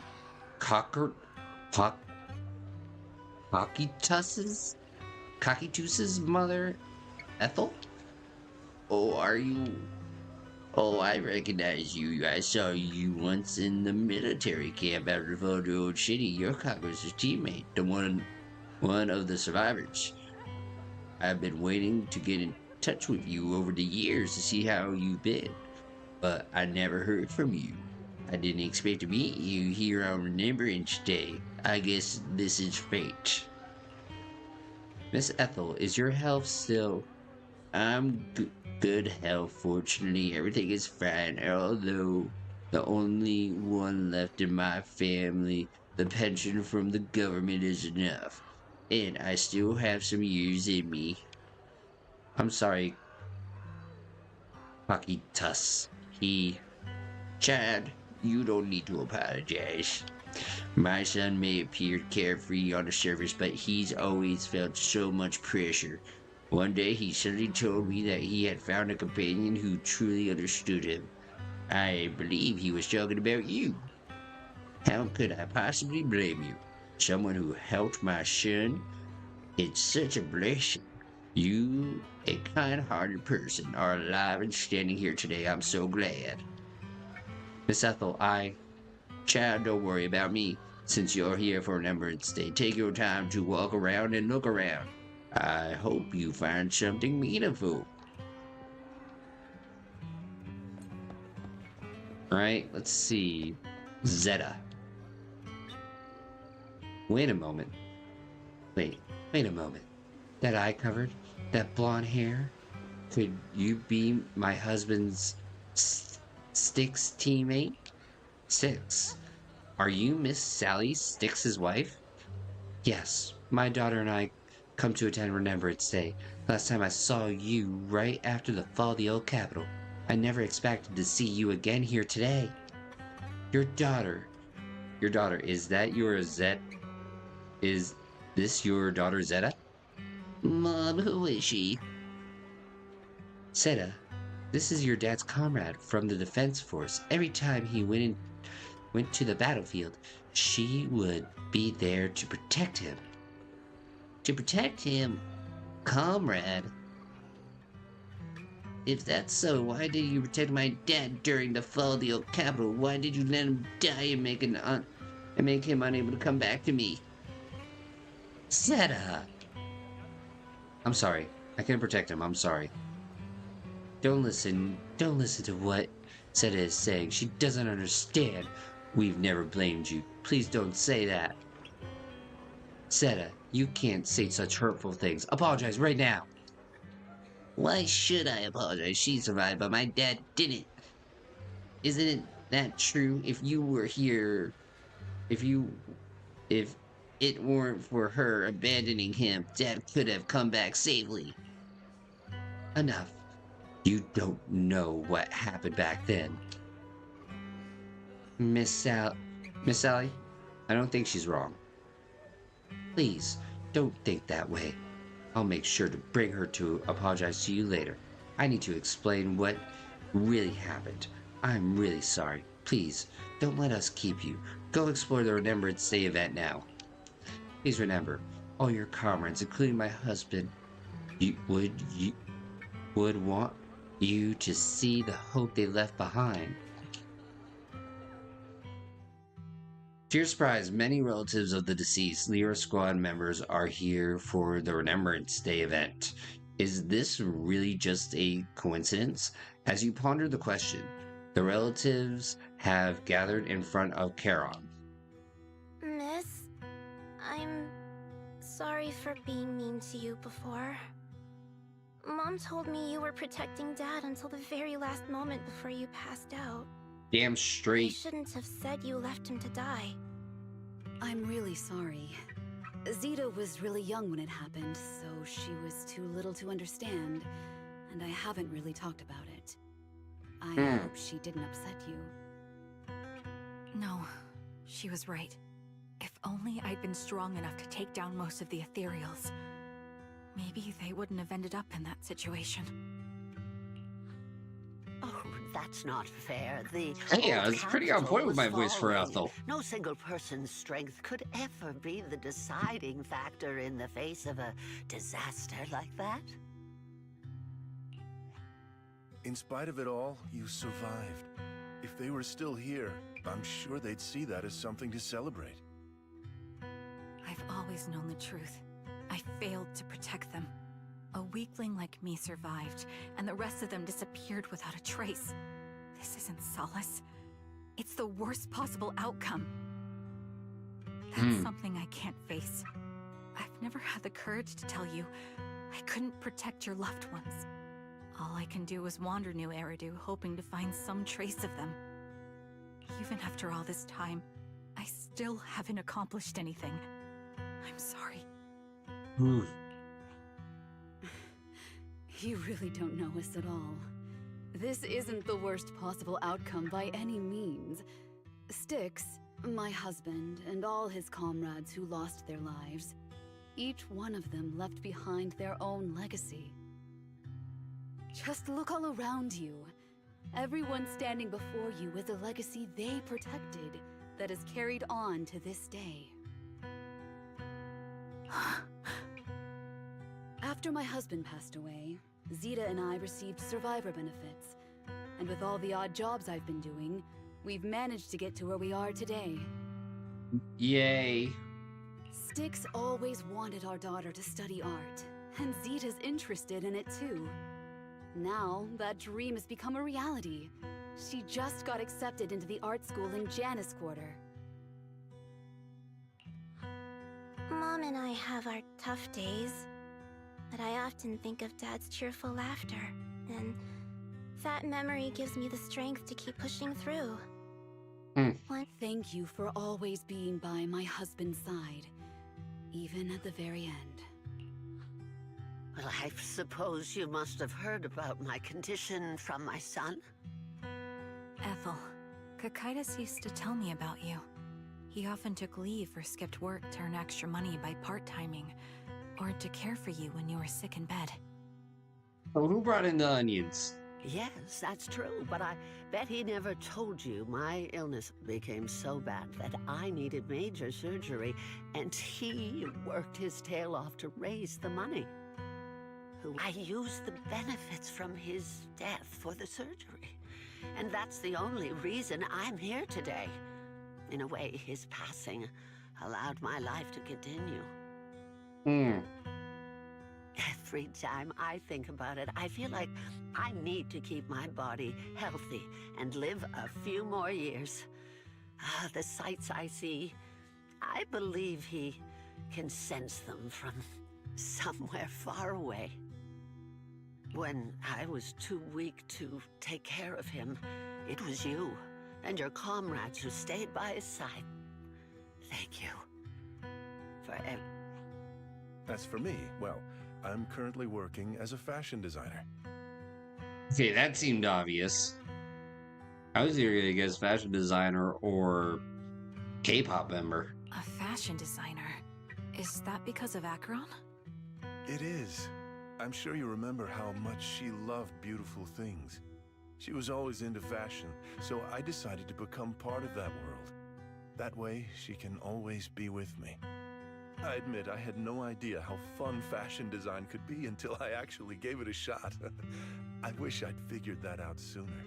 I get so it. Much more to talk about. I get it. He gave it a shot. Get it? Anyway, I'm planning to start my own fashion brand next year. She used to say that after retiring from the army, she wanted to pursue fashion design. I really want to carry on her dream. It feels like my life's purpose. You know, she used to talk about you when she came home for the holidays.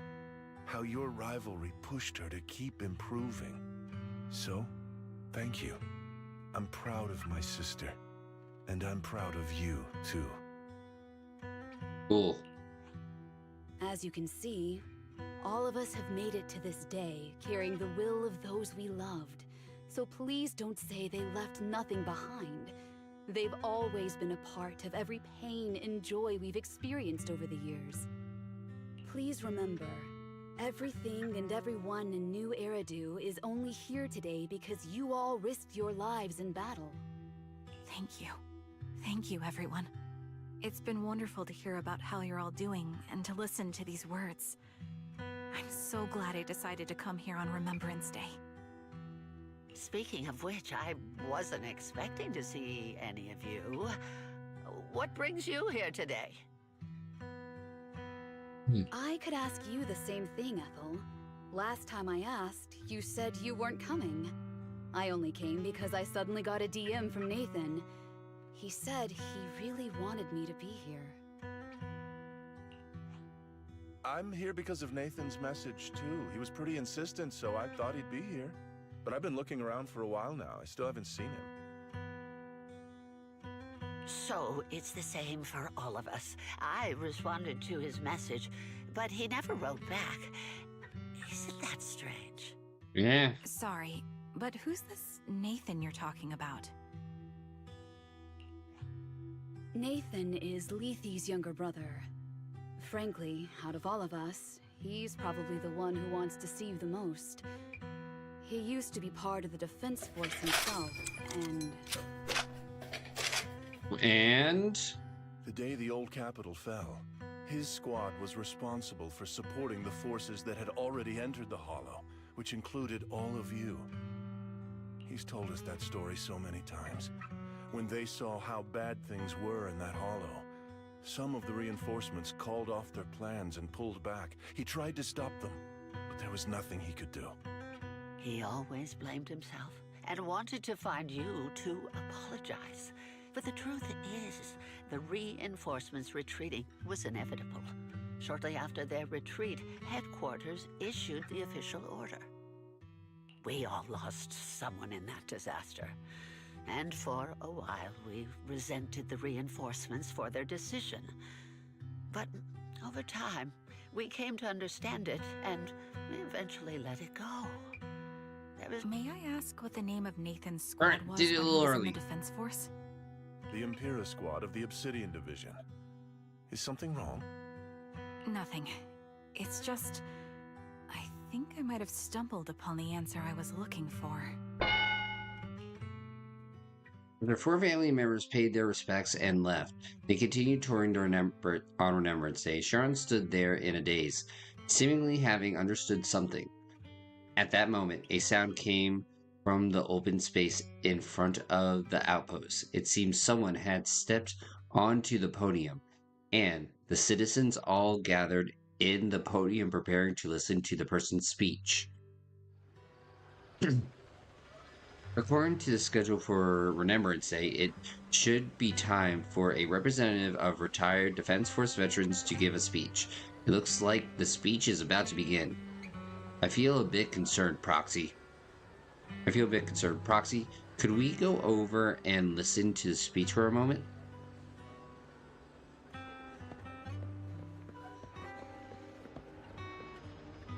Yo, right in front of everybody. Zoe on the podium?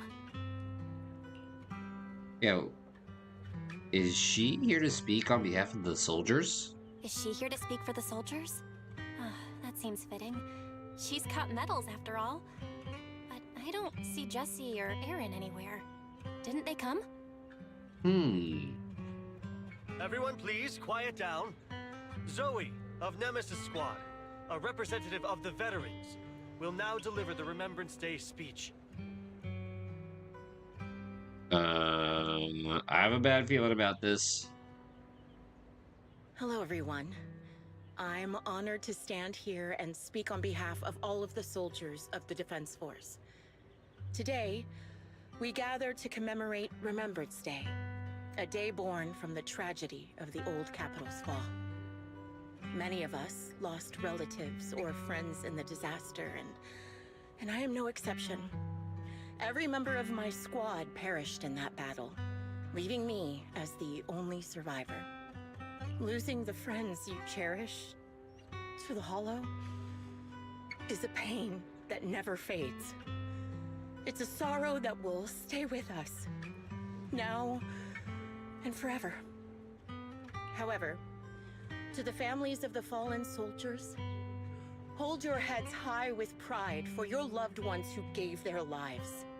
They fought to the very last moment when the old capital fell.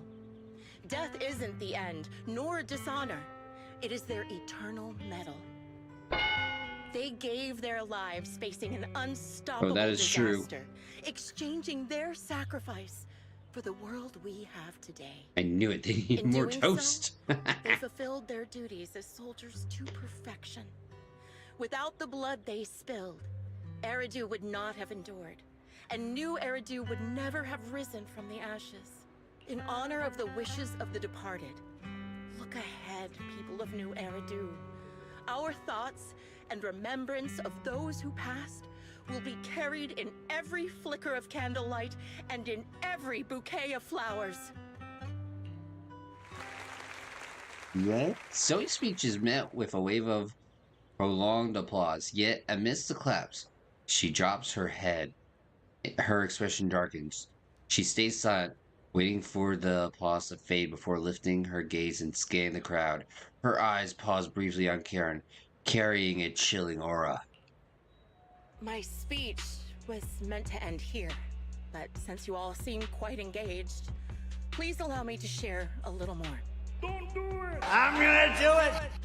The reason you all agree with what I've said is because it offers a way to step away from the pain. That's what the living do. They seek ways to ease the weight of others' deaths, so they can find a way to start over.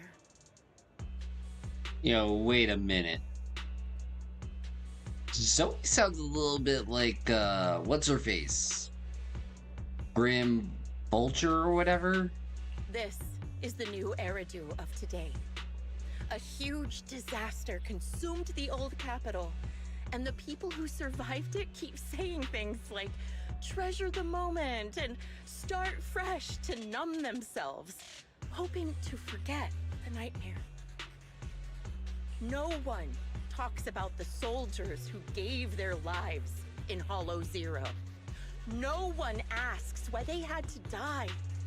The brave gave their lives battling the ethereal onslaught, while the weak survived. This is New Eridu, built by weaklings. Its order founded upon their way of thinking. Your applause makes me realize you all accept this logic. Each of you had loved ones who sacrificed their lives in the fall of the old capital. And now, you're thankful that someone has encouraged you to move on from them. Wrong. What meaning does the sacrifice of those who died have if you all choose to forget? Have you... Miss Zoe, there's not much time left for your, It's about to go down. Open your eyes! I'm speaking to those who have lost loved ones! My God, get her off Death is the medal stage. for the fallen, then pain is the cross the living must bear. If you fear its weight and run from the suffering, the soldiers will never find peace in their eternal rest. To tear the wound open once again, so you'll never forget the searing pain! That's the real meaning of Remembrance Day! I don't agree. Oh? Now it's my turn. Charon! Yes, sir. Didn't expect you to be here for Remembrance Day. How are things going with your search? Seems like you have something to say. Oh, this is awkward. Among the people standing here, there's a woman who raised her daughter with the survivor benefits left by her husband. Another who's been able to carry on with her life thanks to the final efforts of her child. And yet another who's found purpose because of the influence of his late sister. The will of the deceased lives on in every person here.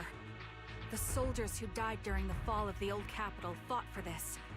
The future that their loved ones are making for themselves now. The old me might have agreed with what you said, but someone taught me that pain and hardship can lead to hope. They helped me see that hope could be inherited, not just destroyed when life fades. That's why I believe the departed didn't leave us wounded or with a heavy cross to bear, but with a melody. Each of us holds a harmonica that plays the melody of life. At first, it may sound awkward, but it will eventually flow smoothly, taking on our own style, until it merges with our soul. You seem quite certain about what you're saying. Tell me then, what kind of melody is left behind by those we've lost? I'm not sure. I can't picture the exact melody, but I trust the answer I've chosen. And I trust everything I've seen and heard. A vague and insubstantial answer, isn't it? Hold on, now it's getting You, good. Charon. From the moment we met, I knew we'd never really understand each other. I'm sorry you feel that way. Everyone, I apologize for taking up your time. My speech ends here. Please feel free to continue with your visit. Okay, that was a deviation. So he exits the venue without sparing a single glance back, leaving the audience and the defense force in a state of confusion. Charon looks thoughtfully in the direction she disappeared. What do you think, Proxy? You might be the one. Something's off. Something was definitely off about her just now. And the things she said, I'm starting to get a really bad feeling about this. You mean about her real identity, right? Looks like we're on the same page. Shielded by her identity as a decorated soldier, she seemed pretty confident that we wouldn't confront her directly on military ground like at the outpost. She arrived so brazenly and left without a care. If I'm right about this, she'll be trying to contact us again in no time.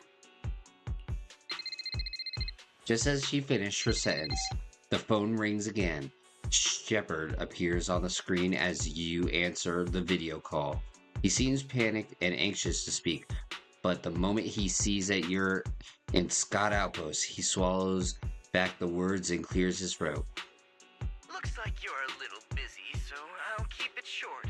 The client just sent me a location via Knock Knock, along with a picture of several unconscious, tied-up individuals. I'll send you the location shortly. It should be an entrance to the Hollow in Port Elpis. At this stage, I don't have any further requests. My only hope is that you'll proceed with caution. God dang it. With a picture of the hostages. Looks like Grim Vulture is losing patience and wants to put an end to all this. Yo, you mean flippin' what's her face?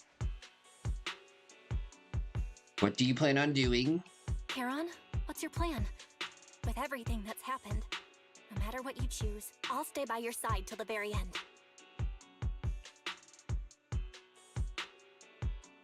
Sharon doesn't answer right away. Instead, she takes out her harmonica and looks down at it as if she's trying to decide. In the end, she tucks her harmonica away. I've made up my mind. Proxy, please accept my official commission. Help me venture into the depths of the Hollow to rescue the client and any other hostages. It's time to put an end to this. It's up to me to stop Grim Vulture. Stop her from crushing everything in front of her with that heavy cross. It's about to go down. You leave the Remembrance Day event with Sharon and return to the video store. She cleans her firearm multiple times and keeps adjusting her breathing. The showdown is about to begin. Proxy, thank you for accompanying me this far.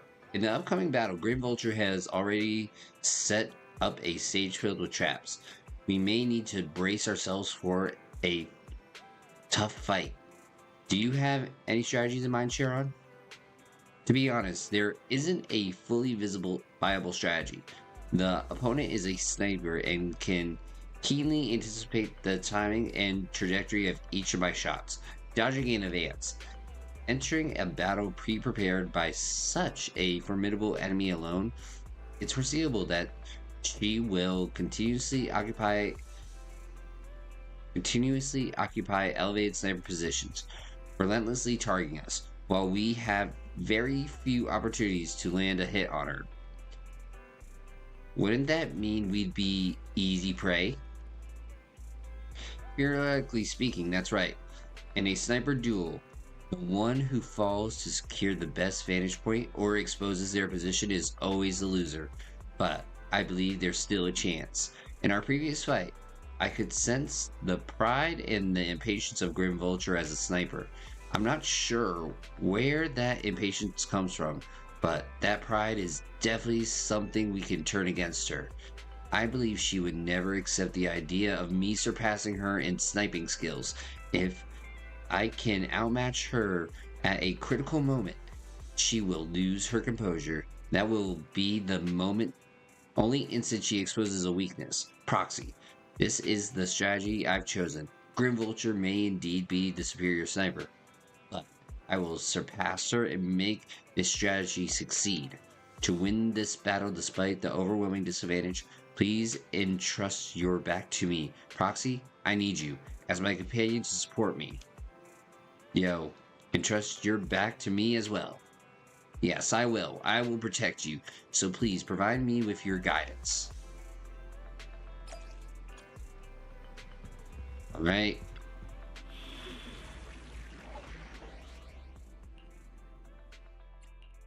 Headmaid Rena, I'll follow your instructions. My blade is at the ready.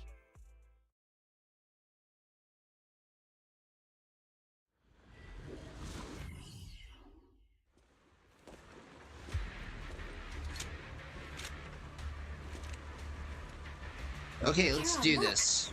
Another communicator. Another communicator? Oh shit. Here we go It's a bad again. habit for a sniper to be so talkative. Oh, really? I think it's rather good for my mental health to witness in real time how my target becomes desperate and gives up their struggle. Do you really still need to disguise your voice? I thought you didn't want to hide anymore, Zoe. Ooh. You're right. Seems there's no need for secrecy anymore.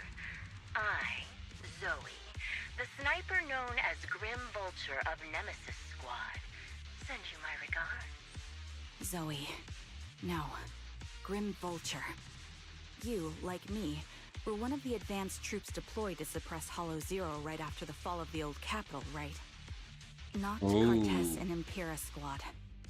So far, all the victims have been members of these squads.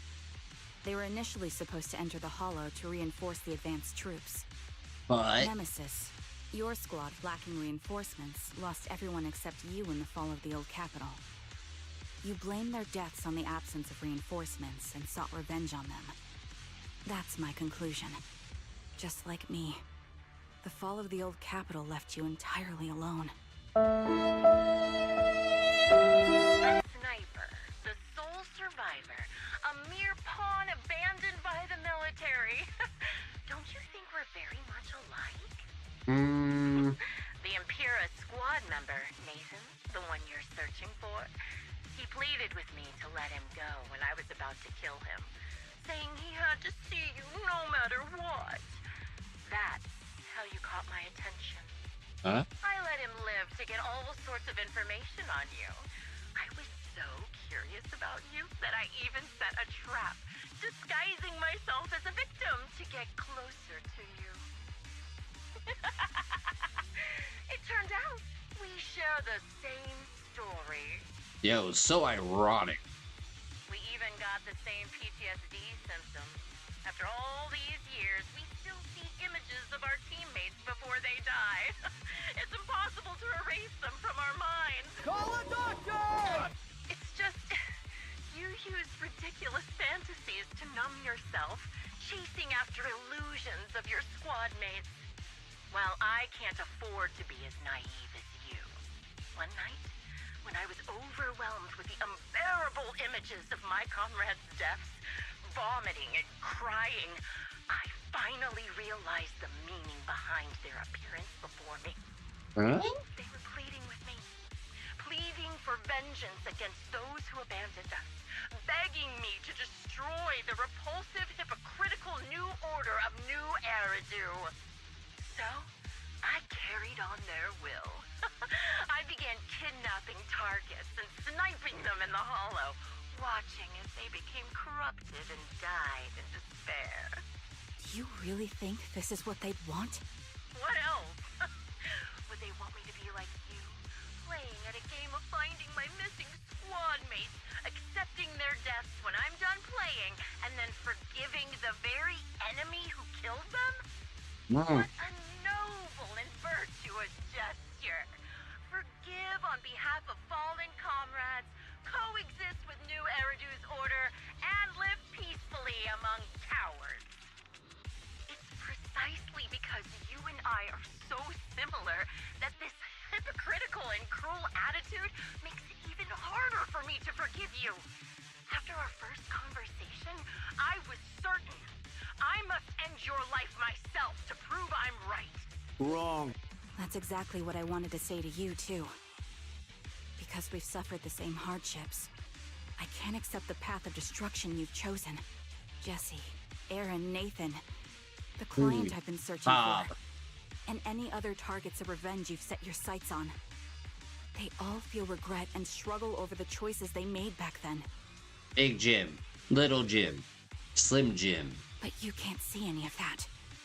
You didn't target the higher-ups who misjudged the situation, the dangerous Ethereals who killed your comrades, or the ones responsible for the fall of the old capital. Instead, Grim Vulture, as a sniper of the Eridu Defense Force, you have failed in your duty.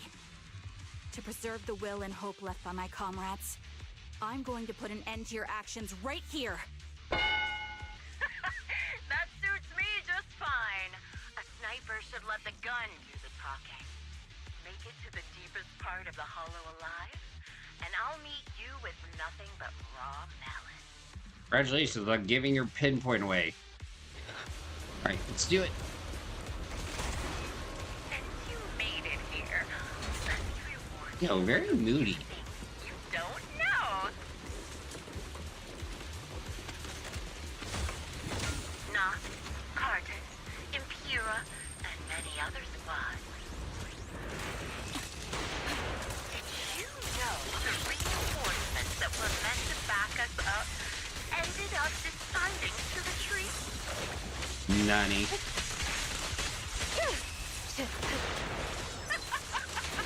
Relying on a show of hands to vote. Isn't that ridiculous? Yeah, well, not really. Our lives were discarded in such an absurd way. Like a... Jesse and Aaron, do you have them too? Or are they already? Yo, nice try. You still care about them? Or should I say... It looks like I haven't made enough of a threat to your life if you still have the time to worry about them.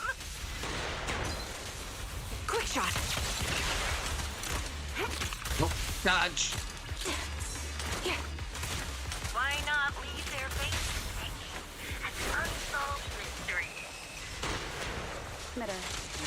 Resistance to keep... Normally that's more suspenseful, right? Thanks. Yes? In any case, when you stumble into the underworld with... Next. The wind and rain are picking up. Yo, thank you for the weather report, Ollie Williams. Extreme weather is perfect for sending you to your grave. No one will hear your screams and cries as you die.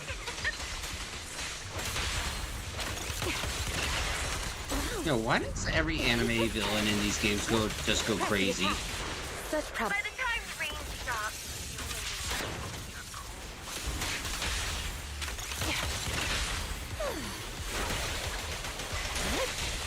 I wonder, do you remember the weather on the day the old capital fell? Please go on. Yo, give me the traffic report as well, why don't you? Part of the hollow.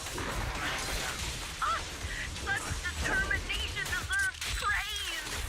Now, it's time for the final showdown to be agreed on.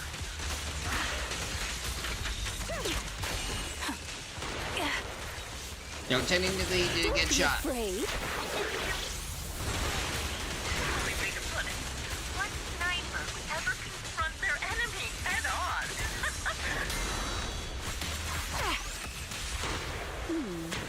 Can you see? I prepared a little gift for you.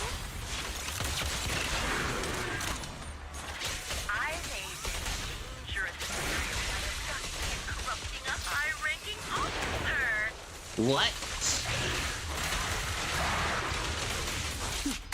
It wasn't easy luring it here. You can play with it for a while.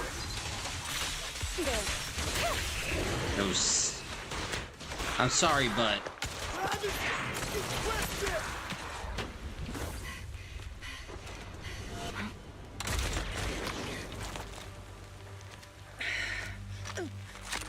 The real failure as a sniper is the one who's been forced into a corner, like you!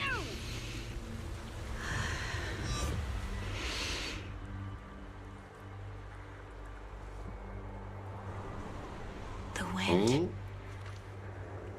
It's shifting. Yo, don't say it out loud.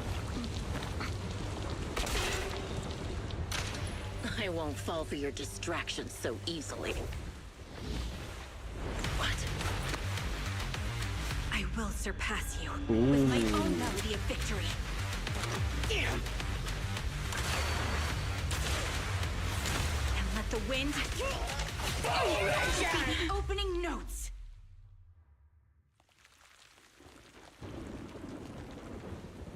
Karen? No! Wake up! Karen! What's this? The harm? Really?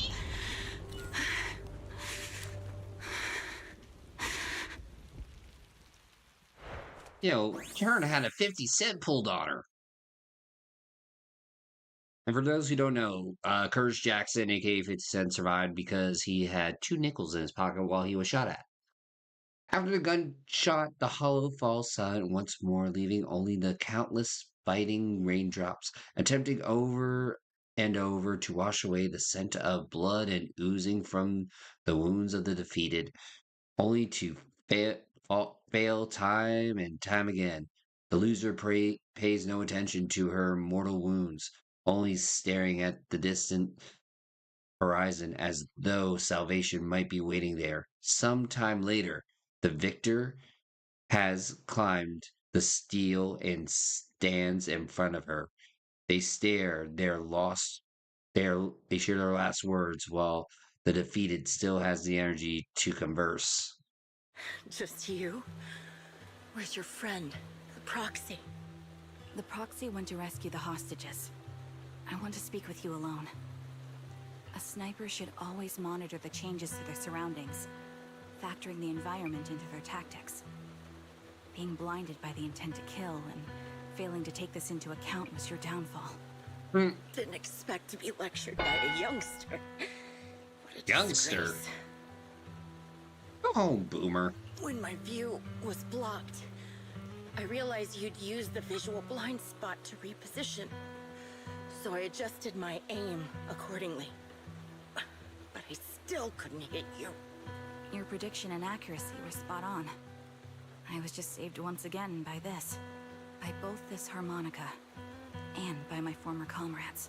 Yo, but she did hit her. It's just he didn't get the kill shot, so... Ooh. Are you trying to say that this is destiny? That it's the will of my companions guarding me? I lost to the wave of Ethereals, to the military's betrayal. And now I lose to your reckless actions, driven by some ridiculous fantasy. Your fantasy, your attitude, your very existence, and the outcome of this battle, they are the greatest denial and insult to my revenge. Yet you're emitting a much calmer ether energy now. Almost as if you found relief. My vision is fading. I can't see my comrades on the brink of death anymore. My wounds are fatal, but I don't feel any pain. Relief. It's not such a bad thing. Yay? Did you intend for me to kill you from the start? Let me answer that question with a story. The first time I saw you was actually during the fall of the old capital. Oh. My comrades were all dead, and the reinforcements the higher-ups promised before the mission never came. I can't even remember how long the fight went on. Ultimately, I had no choice but to retreat, failing to bring back my squad mates' bodies. I made my way through one battle line after another. The advanced troops were nearly wiped out. But when I reached a certain front, a small squad of survivors called out to me. Few people can still stand after such severe corruption and injury, but all 5 of them were still fighting. They were protecting a girl who had lost her sight and fallen unconscious while searching for a way out of the hollow. They told me they were beyond saving, and if I planned to retreat, I must take the girl with me.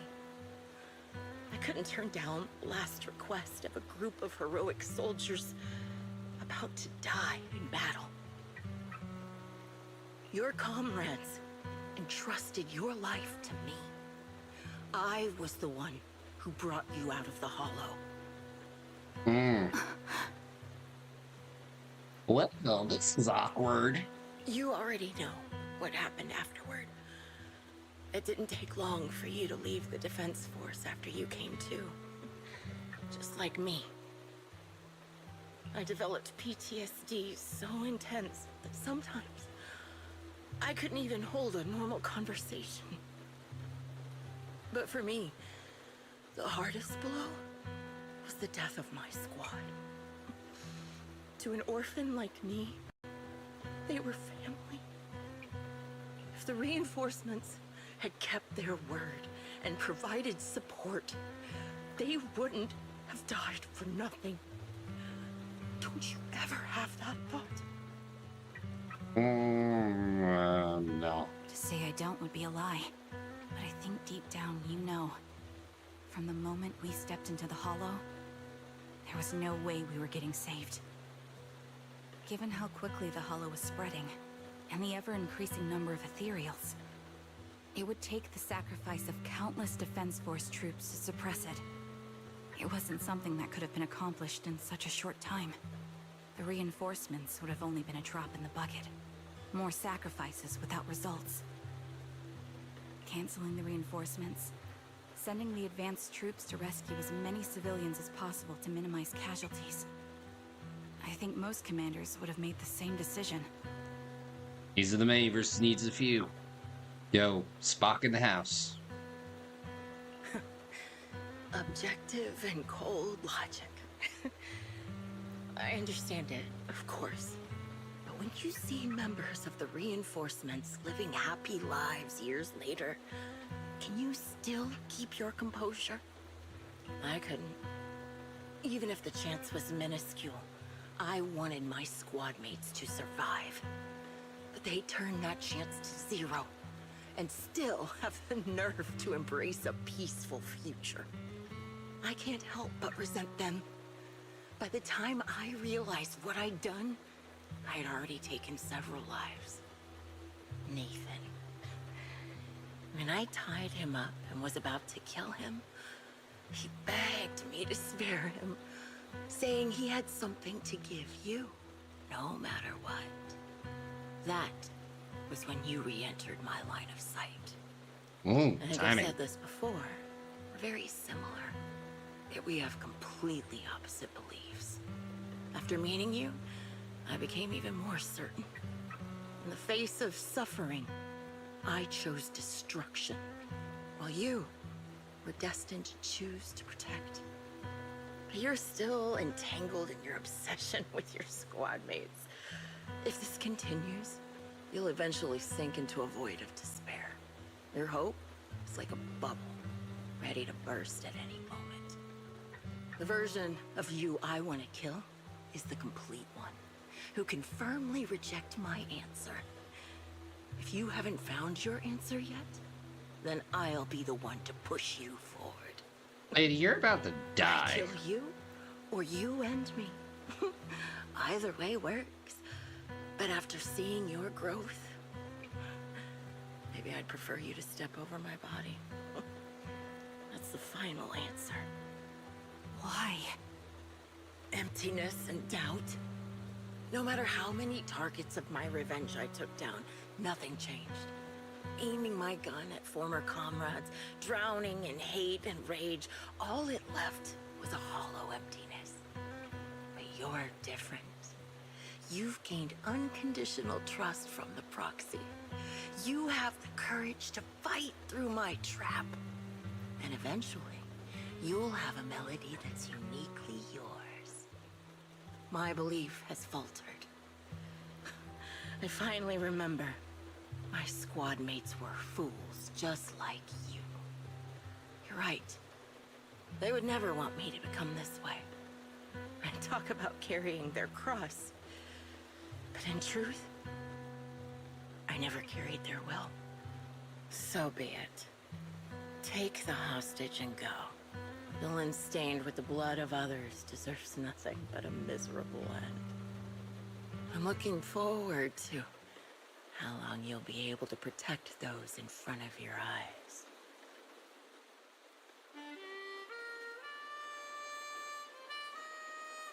Oh, wait. Sharon doesn't leave. Instead, she kneels beside Grim Vulture, picks out the bullet-marked harmonica, and begins playing the melody titled Homecoming. The melody briefly takes over the roaring downpour, reaching the ears of Grim Vulture as she lies bleeding out, barely clinging to life. A faint glimmer appears in her empty eyes in her final moment. It can still be played after taking a bullet. Impressive. This is my final melody to you. No matter how miserable you've become, I'll still remember you. Remember we once shared the same path in life. But in the end, our paths diverged. Your hatred has long twisted into sin. But if not for you, I wouldn't have learned how to hate, or found the true targets of my hatred. I used to know nothing. My teammates served as my teachers and taught me so much. And I think you must be my final teacher. You taught me, in the most intense way, what hatred truly means. Really? So you found someone you want revenge against, too. That's good.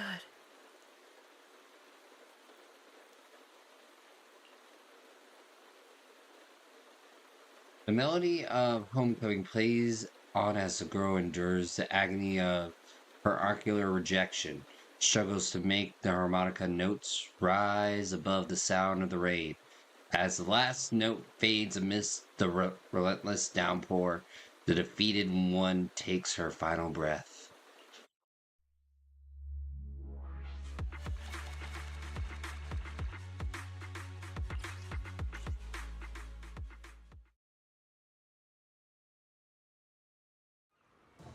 You rescued the kidnapped people, leave the Hollow, anonymously report things to public security, and update the Shepherd on the situation. The series of tasks that need to be done after such an intense battle leaves you dizzy. After requesting to meet the client with Shepherd, you receive his message, calling you to Port Ellipse. Proxy, we've arrived at the port. According to Shepherd, he, the client, and the rescued Jesse and Aaron should all be here. Let's go talk to them. Is something bothering you?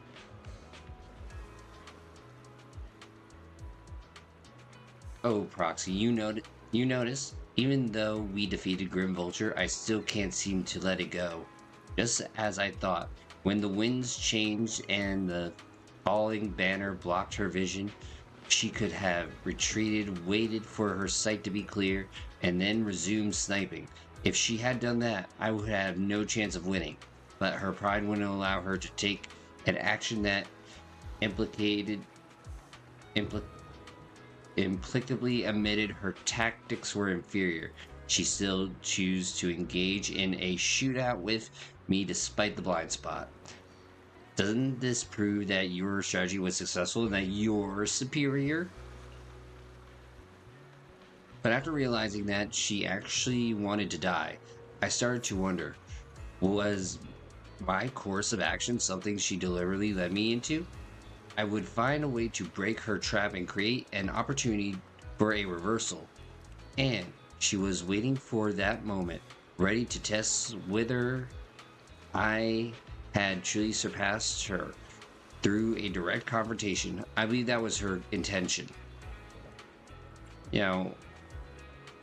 Her feelings must have been very complicated. Proxy, you told me that Grim Vulture once appeared here at the port, standing by the trash can on the wooden pier, gazing out at the sea. What was she thinking back then, I wonder? Sorry, I was just talking to myself. Let's go meet the client together. He's still alive and hasn't become another of Grim Vulture's victims. I suppose that's the best news we could have. Although I already understand that the client's true identity is not my teammate, and it may not bring the hope I've longed for. I still want to face him. Alright, let's go. I should be the son or daughter of somebody. Yo, this... it's you. Thank you for saving me. Huh? Yo, you okay? Let's see, ribs are fractured, yada yada. Okay, but you survived. Yep, I'm amazing. Yep, go me. Go me. Yeah. So you're the sniper from Liar Squad. It's nice to finally meet you. Oh, get a room. And you must be the one who's been searching for me. Nathan, the younger brother of Lethe. It's good to see you safe and sound. That's right. I'm sorry for causing all this trouble. I I nearly cost you your life, becoming a target of a victim from the fall of the old capital. Maybe that's what I get not helping my brother and the rest of the defense force back then. When the reinforcements decided to retreat, I spoke out against it. I had family among the soldiers already in the Hollow, but I didn't have the courage to take that step. The one that might have cost me my life. I'm sorry. You don't need to feel regret or apologize. The outcome wasn't something you could have controlled. You cared deeply for Lethe, and even today you still think of him. To someone like him, who always cherished family, that's more than enough. Thank you. I heard you've been searching for the members of Liar Squad all these years. I'm nothing compared to your determination. Thank you for everything you've done, but please stop the search. It's time for you to start living a life that's truly your own. I hate to say this as a family member, but back then, they were already... Ooh, don't. I know. You don't need to say it. I've been drowning in a fantasy of my own making for years, but it's a fantasy that kept me from falling into the abyss. Nathan, Grim Vulture told me you have something you want to give me. Is that why you commissioned someone to find me? Yes. After learning about the bond between you and your squad, I knew I couldn't live with myself if I didn't get this to you.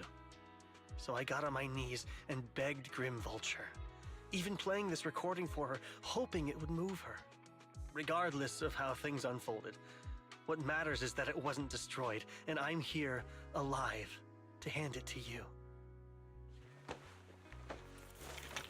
Nathan rummages through his jacket pocket and takes out a slightly worn tape. A tape from the Liar Squad discovered by Nathan, Leafy's younger brother. This long sealed recording sparks a series of events that would follow. Years have passed, and while the tape surface shows some wear, the audio within remains pristine, as crystal clear as if it was recorded just yesterday. Thank you so much. Do you mind if I listen to it now with the proxies? Us? Wait, with us? I thought we were just here to collect the commission fee today. Go ahead. As for the commission fee, I'll pay it to you both shortly, so don't worry about that. Yay. Nathan takes a step back. Sharon looks at you, her lips seeming to tremble slightly. You gently hold her hand, feeling the warmth and strength of her palm. She presses the play button. Hey, hello? Alright, it's a recording. This is a message from Liar Squad for our little sniper. Everyone ready? I'll count down. 3, 2, 1. Congratulations on your 1000th day with Liar Squad! 1000th day? You guys are totally out of sync. Captain, can we redo this? The anniversary gift has to be perfect. That's our assault specialist, Acheron. She has a strong sense of aesthetics, prioritizing beauty in both combat and her daily life. She taught me a lot about makeup and fashion. Oh, she won't care if we're a little off. Forget the re-record. Let's just get it done and order the cake. We don't want to miss out. That's our medic, Kakaitis. He's usually lazy and a bit of a smooth talker, but he's actually very capable and kind. He taught me a lot about unconventional negotiation tactics and ways of handling things. It's like 3 years. Stop arguing during the recording. I've already ordered the cake. If you keep rambling, we really will have to re-record this. Cut the chatter already. And that Styx, a reliable artillery specialist. He's the oldest in the squad. He loves sharing photos of his daughter and reminiscing about how he wooed his wife. The way he won her over inspired me a lot. So he's like, yeah, I did it. I want to get on the captain's bad side. I mean, Captain, would you like to go first? We can edit or re-record whatever we need to. That's our scout and engineer, Lethe. He's a bit self-conscious because of how his younger brother excels, and he's somewhat introverted. But he's actually very capable. He taught me sharp observation skills, calm execution under pressure, and how to make use of the environment. And I'll believe it when I see it. Thank you all for settling down before I completely lost my cool. It's fine. No need to record. Let's just keep it as it is. Loud and messy, just like our liar squad. That's our captain, who took me in and taught me how to play the harmonica. And the real Charon. I'll make sure to explain properly to you later, Proxy. As you've heard, this recording is a little gift from the 5 of us. How time flies. When I brought you into the squad about 2.5 years ago, you were just a shy kid who blushed whenever you talked to someone. Over these 1,000 days, you've really worked hard to keep pace with our fighting rhythm. You've done incredibly well. In the last mission, your successful sniper kill of that high-risk Ethereal really helped Acheron a lot. I hate to say it, but yeah, I went too far in last time. Thanks for getting me out of that mess. Just this once, I'll admit, your moves were more elegant in that fight. And not just that fight. Ever since you became a quicker shot and learned to adjust for wind speeds on the fly, we've been taking fewer and fewer hits. Makes my job way easier. So, cheers. You often worry about not doing enough. But in these 2.5 years, you've absorbed everything I know about stealth, reconnaissance, and tactical countermeasures. Trust me, you'll become an incredibly skilled sniper. Having you covering us from the rear makes every fight feel safer. But you still have a lot to learn about socializing and romance. When peace finally comes to Eridu, leave us and live your own life. Where did that come from? She's not leaving us. Even if she retires, she'll move into my house and I'll spoil her with loads of beautiful clothes. We can talk about living alone in 10 or 20 years. Sorry, I got carried away. Anyway, you're talented and hardworking. Over these 1,000 days, you've opened your heart to us and even encouraged us in return. Having you as a comrade is a blessing for all 5 of us. But I have to say one thing. You're always so sensitive and kind. Every time you see us get hurt, you look like you're about to break. Has our squad motto, having each other's backs, become too much of a burden for you? I get how you feel.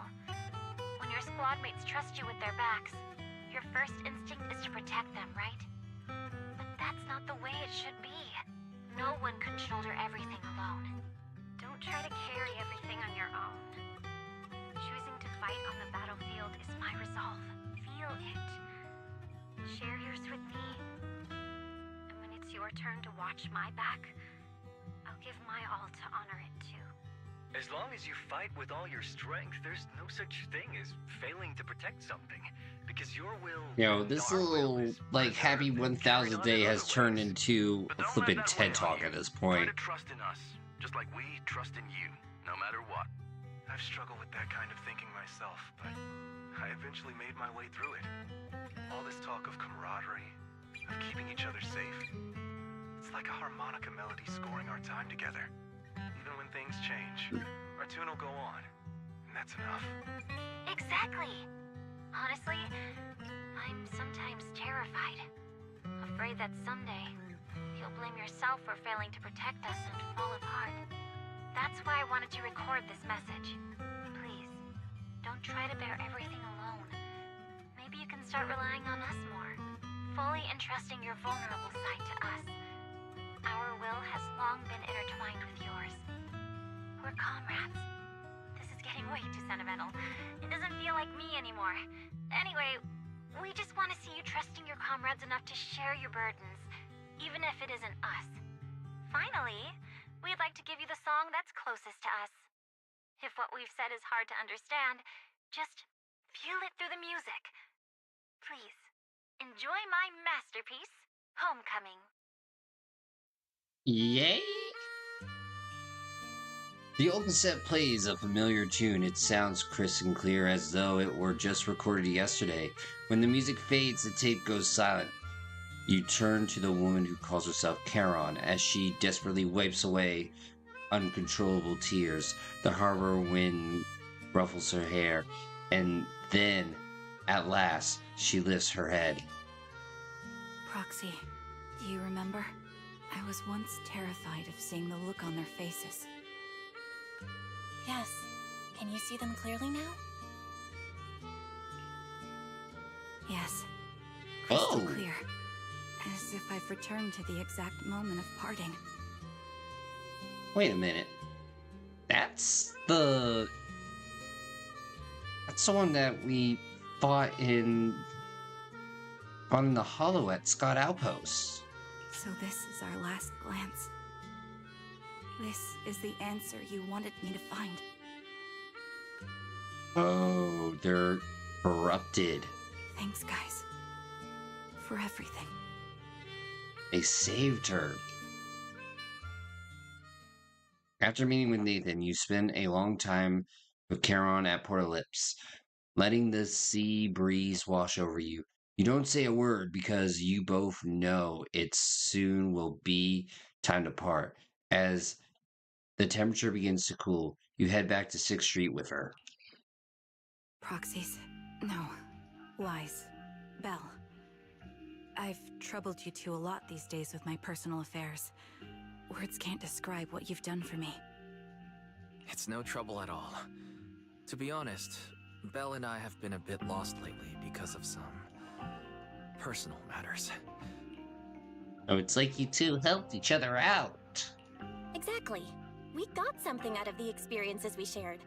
At the very least, it's brought us clarity. I guess our wills have always been aligned, haven't they? Yeah.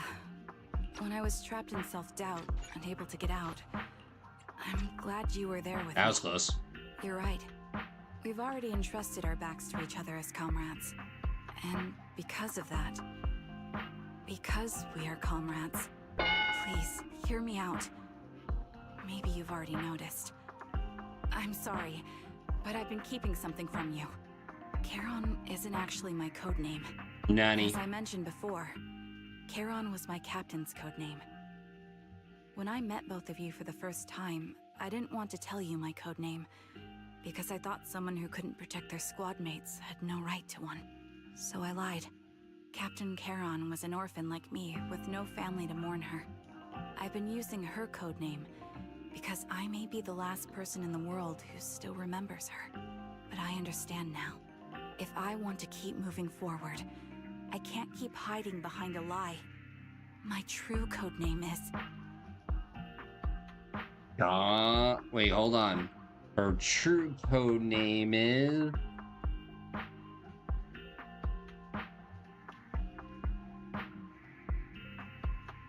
And his name is John C. Tell me right now. At the harbor, Nathan spoke to you privately. Was he offering you a chance to return to the Defense Force? Yes.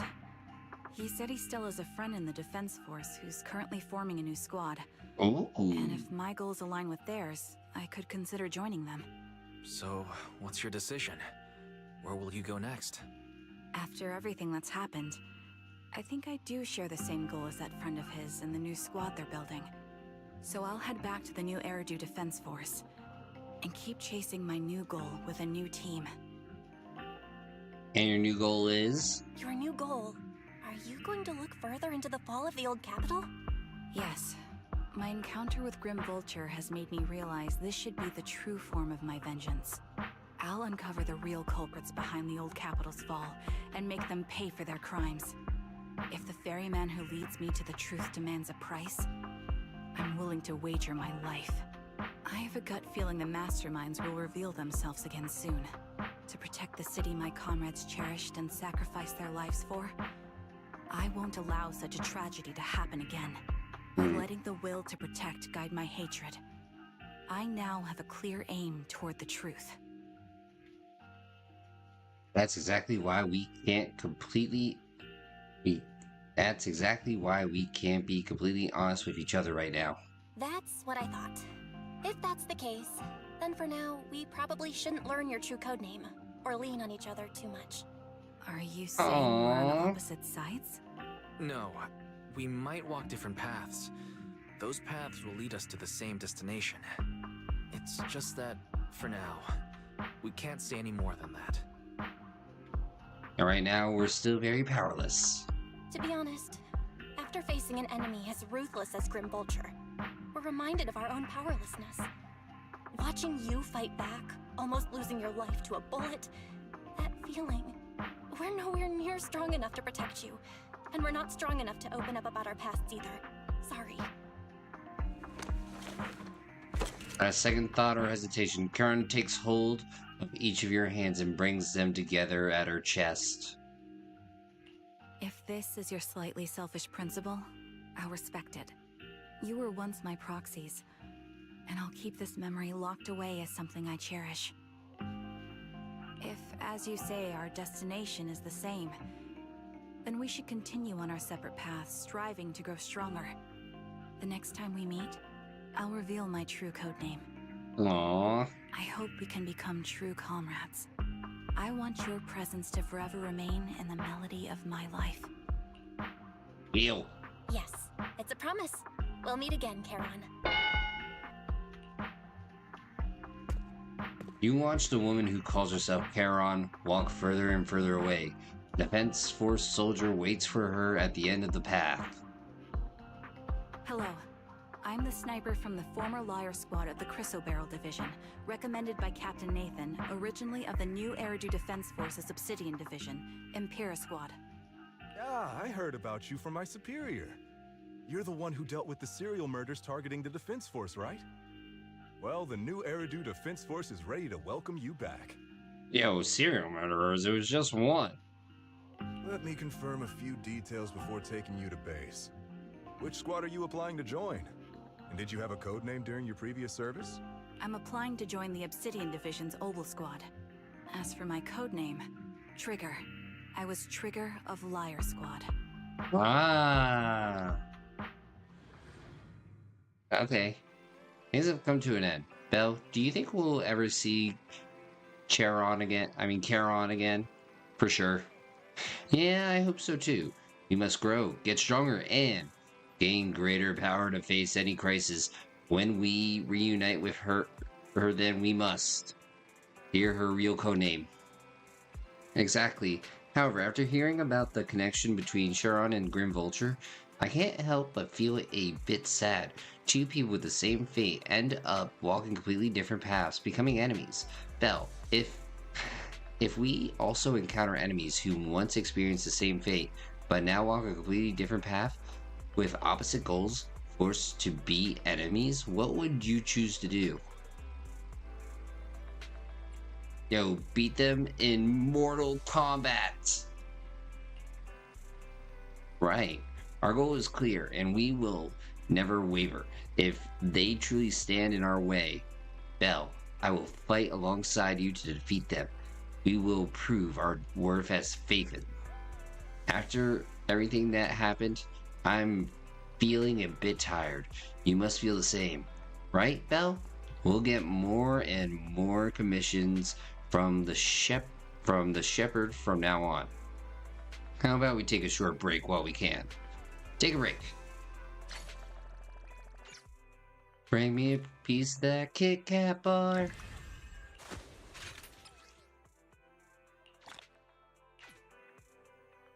All right. Cool. Yay, more achievables.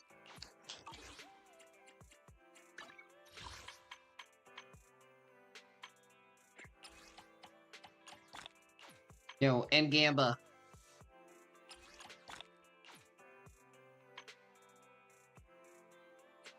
Yo, someday.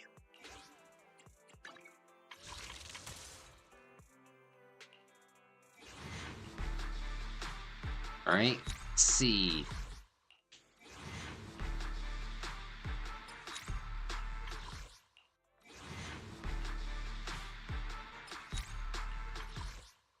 I ain't got nothing. Oh. Not helpful.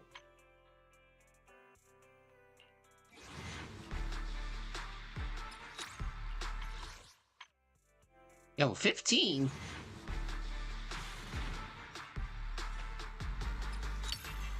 Oh, we got 1A.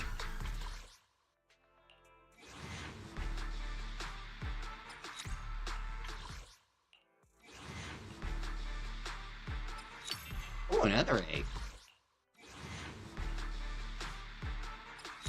Yeah, we had another one. Oh, hello.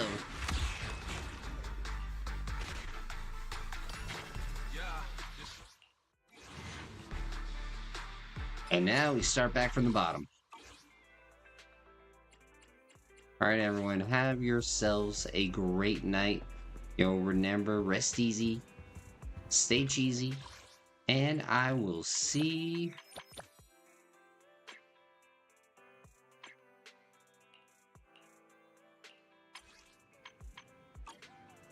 I will see you all tomorrow. Peace.